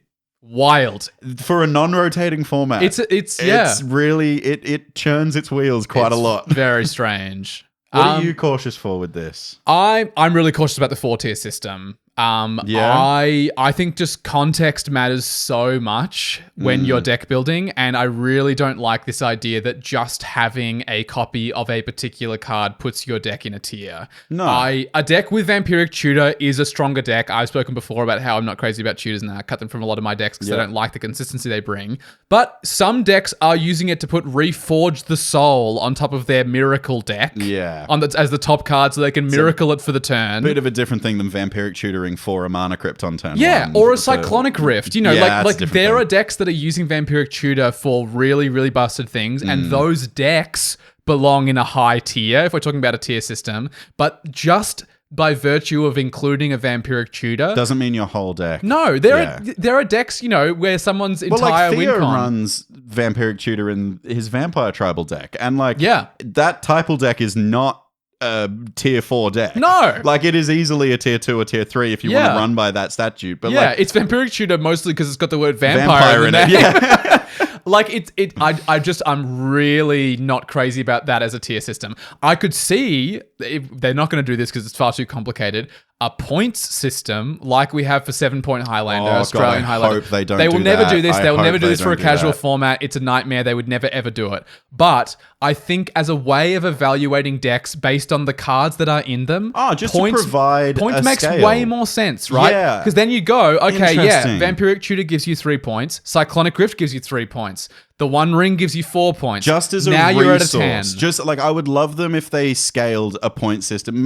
Honestly, actually, you could go onto the 7-Point Highlander website and look at the points they give certain cards and kind of take that as a bit of an evaluation for your commander deck's power level. I mean, I've Sol never Ring's like thought 3 about that. points or something. Yeah, right? I've never thought about doing that as a way to justify commander power level by saying, here's the 7-Point Highlander system. Yeah. My commander deck is at 7 points. Yeah. Like, I'm using some powerful cards here. I just think, like, I really think in a singleton 100-card format, individual cards do not make or break power level ever. Ever. No. It's always context dependent, and so it just that's seems why- way more important to evaluate the whole thing. And that's why, When we designed our Rule Zero conversation, we highlight tutors and we Yes. say, what makes your deck consistent? Are you tutoring? Are you doing card draw? What's your win con is the first question, because if your Vampiric Tutor is getting you an infinite combo, that is a much better thing to Vampiric Tutor for than, the Reforge the Soul Miracle card. Oh, I vamp tutored for my 3rd land drop because it needs to be a bounce land because I want to bounce my Locust land. Like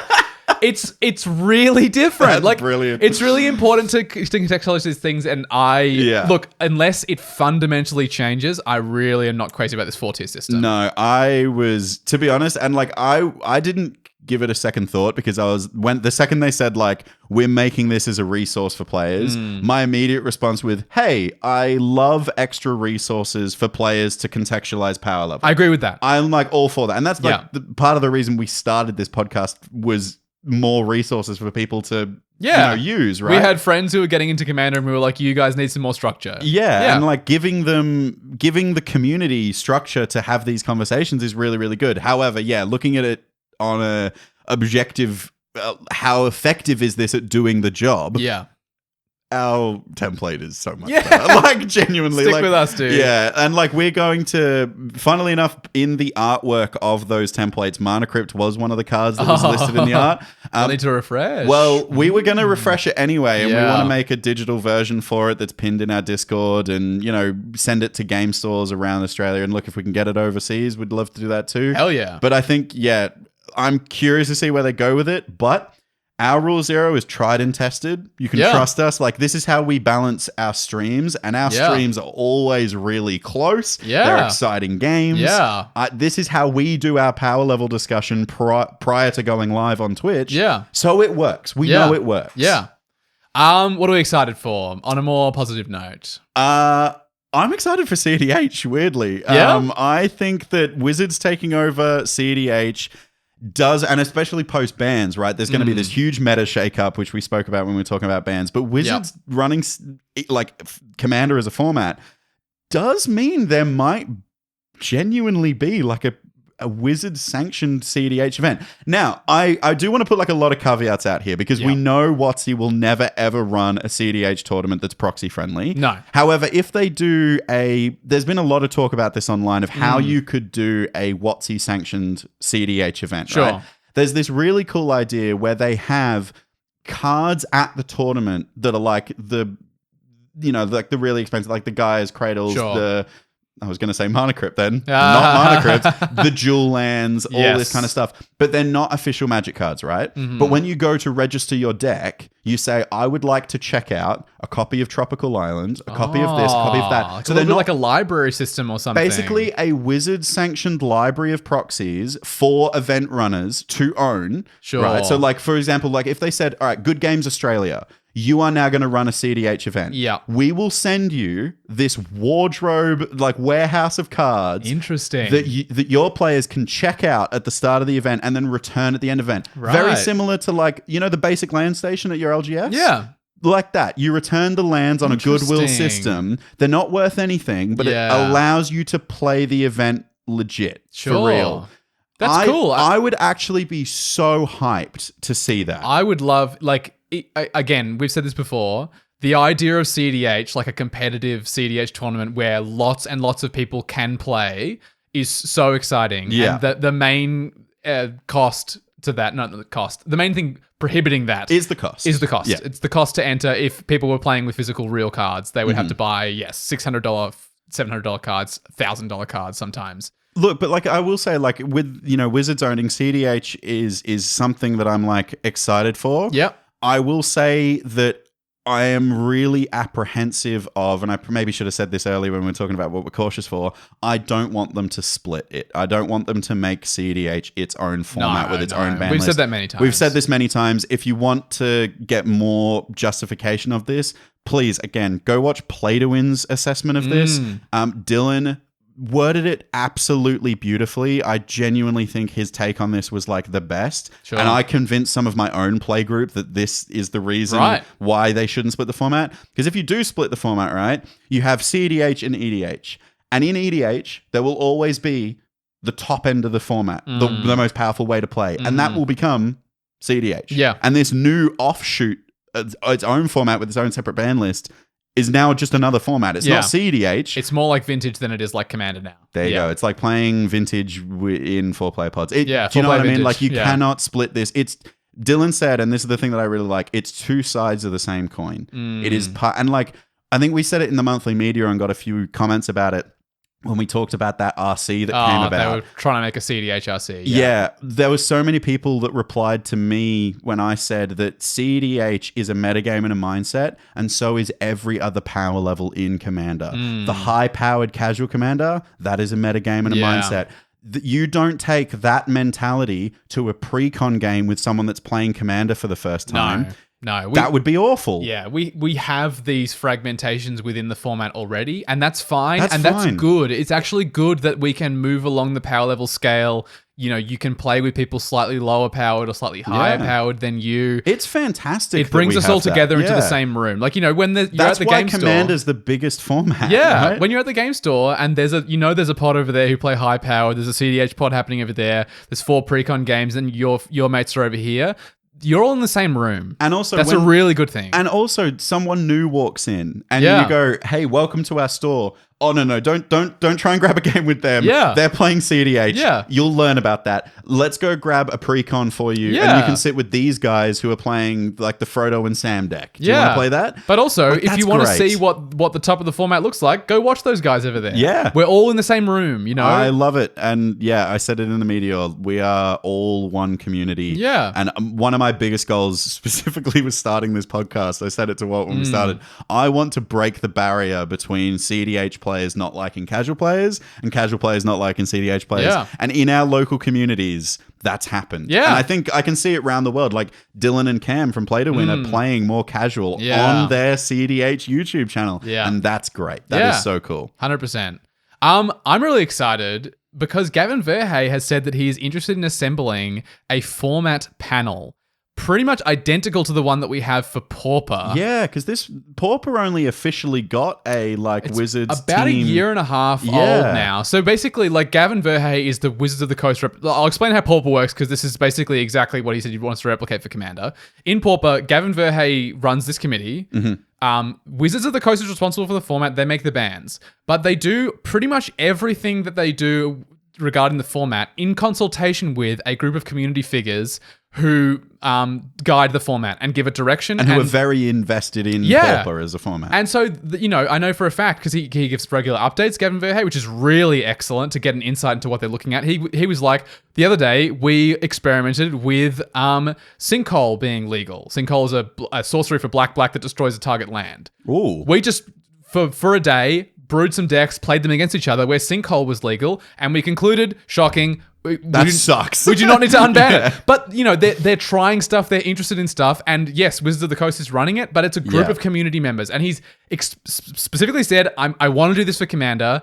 I will extend the invite to former rules committee and commander advisory group members. Yeah. I just think this sounds like it could be the perfect middle ground. We This still is like- have community-run commander like we always have had, but we have the resources and tools that Wizards of the Coast and Gavin Verhey have access to. To be honest, I think this makes me more comfortable, right? This feels like not as much of a change because the rules committee, like, may rest in peace, was already working in consultation with Wizards of the Coast. Yeah. They already were two entities that were talking about the format together. And now it's just in a the power, like the decision making is at a different level, but they're still talking to each other in the same way. And yeah, like you said before, WotC have unbridled resources. Like, keep in mind, Wizards of the Coast is a huge corporation, massive. Like, their ability to make stuff like player aids, like and like the tier system,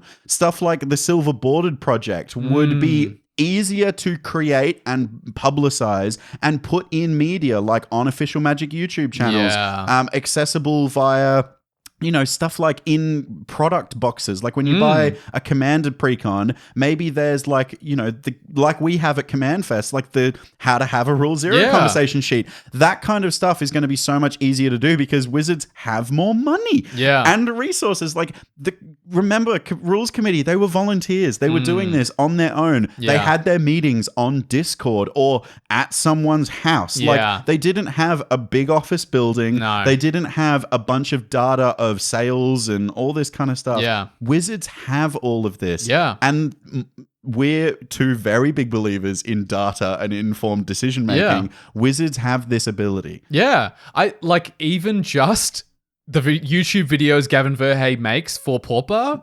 Yeah, the Good Morning Magic stuff. They're outstanding. Oh my God, they're great. Every couple of months, he posts and he goes, this is what the Pauper format is looking at. They're well edited, they're concise, they're honest, they get right to the point. Like, the Commander Rules Committee, I suspect, just don't have the resources to make that. No, they don't. They have a website that's very well looked after. But it's like very basic as Yeah. well. If you've never seen the Commander Rules Committee website, it is like someone made it on WordPress with very limited WordPress experience. It's really limited what they were able to do because they were volunteers and there were only 6 or 7 of them. And Wizards of the Coast have so much more access to these kinds of things. And yeah, if all we get is just Gavin Verhey giving, you know, the quarterly update has a YouTube video accompanying it where Gavin Verhey goes, this is what's going on in Commander at the moment. This is what we're looking at unbanning. This is what we're looking at banning.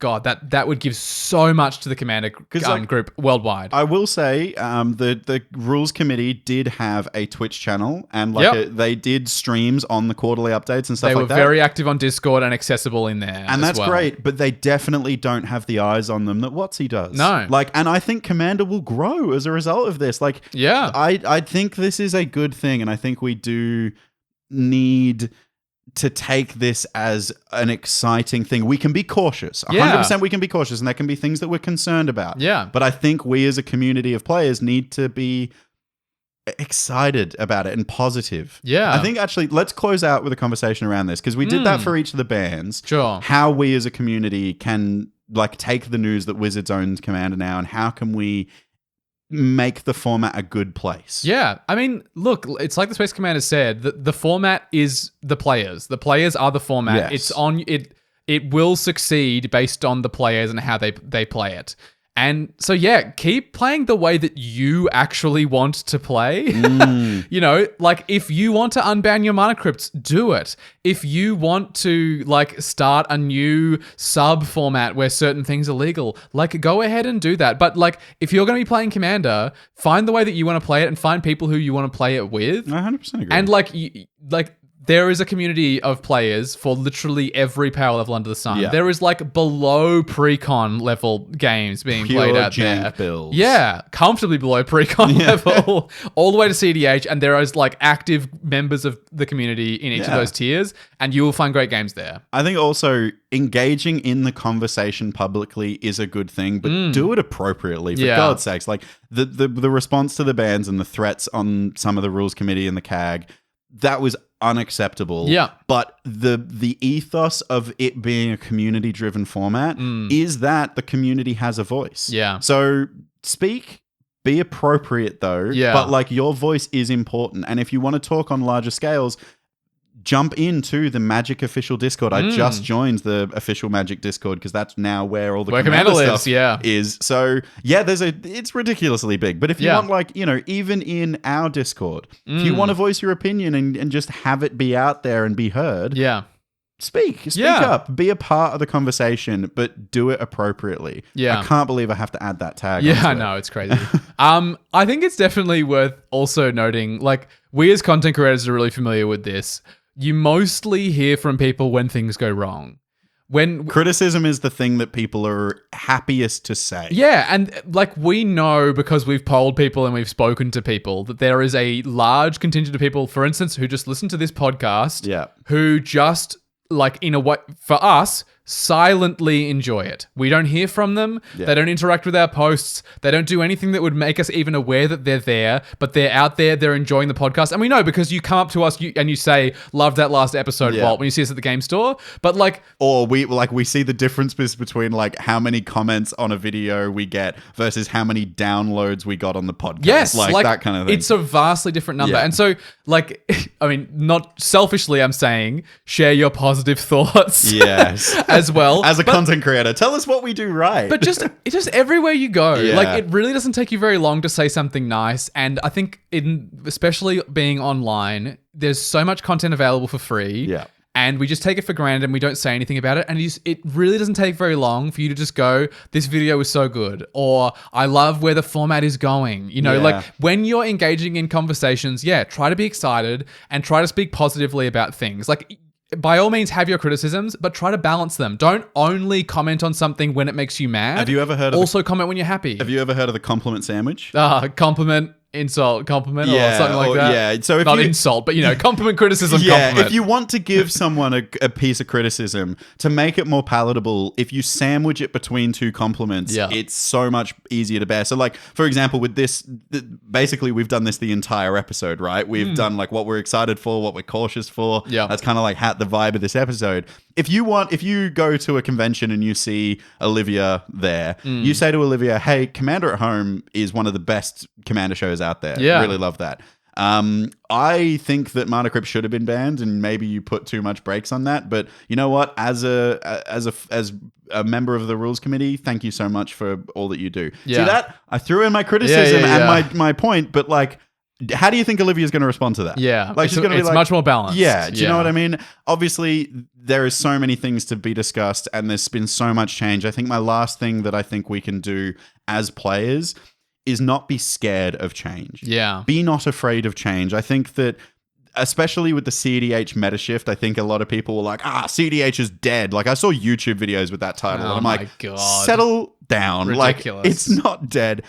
I am really excited about a meta change because it means new things. I think we should all be excited for how casual is going to be affected by this. We should just be excited by Wizards taking on ownership of Commander, because that will incite change. And yes, change is very scary, but everyone that is working on Commander loves it. They don't want Commander to die, just like we don't want Commander to die. So don't be afraid of change. You can be cautious. You can engage in the conversation, of course. But be excited about it. This can be a good thing. Things being new doesn't just make them bad. Like, new things can be good as well. Yeah. All right. We were on a hiatus when all of this happened, and you'd think that we might not want to come back after all this news. Heck no. And really, we never left. On our break, we still played a lot of Commander, because Commander isn't about content, or isn't about bans, or isn't about investments, or who's in charge. It's about playing a trading card game in a really fun way with people that you like to spend a couple of hours with. When we were kids, we got to hang out with our friends at school. As we got older, it turned into catching up at a bar over dinner. Things change, yes, but the notion stays the same. Nobody is trying to take Commander from us. We can still continue to enjoy this amazing format in an amazing new era if we all make it so. So, Space Commanders, command received.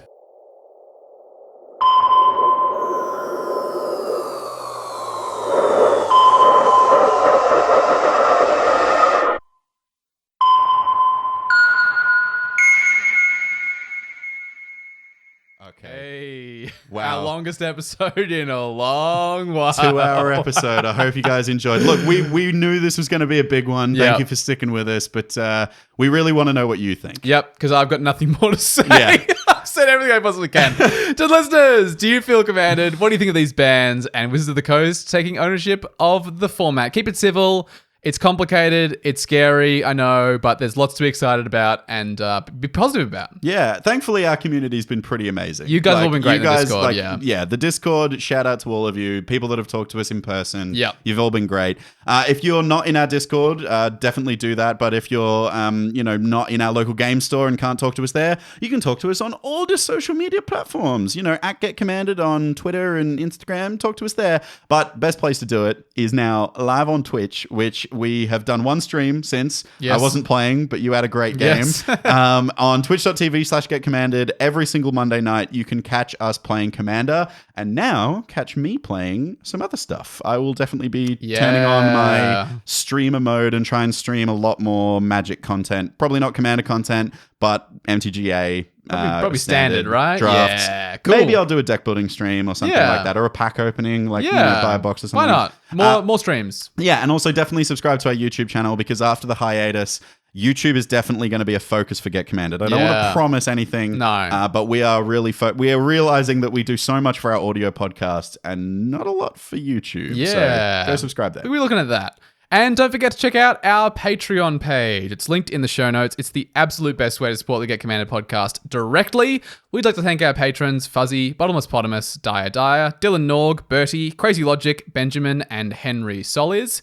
And an extra special shout out to Fletcher Cutting and Wizard Down Under, who support us in the Space Commander tier. You're the best. Getting long. We're going to have to start splitting that list into two soon. So I say take a big part of breath it. now. Yeah, you say part of it, I'll say the rest of it. And of course, thanks to Palms Off Gaming, who still sponsor this podcast after our hiatus. I went to play Commander with them at their offices. Oh, you did too? The day before we announced that we were taking a break, and told them that we were taking a break. And I was a little nervous to tell our sponsor that we were taking a break.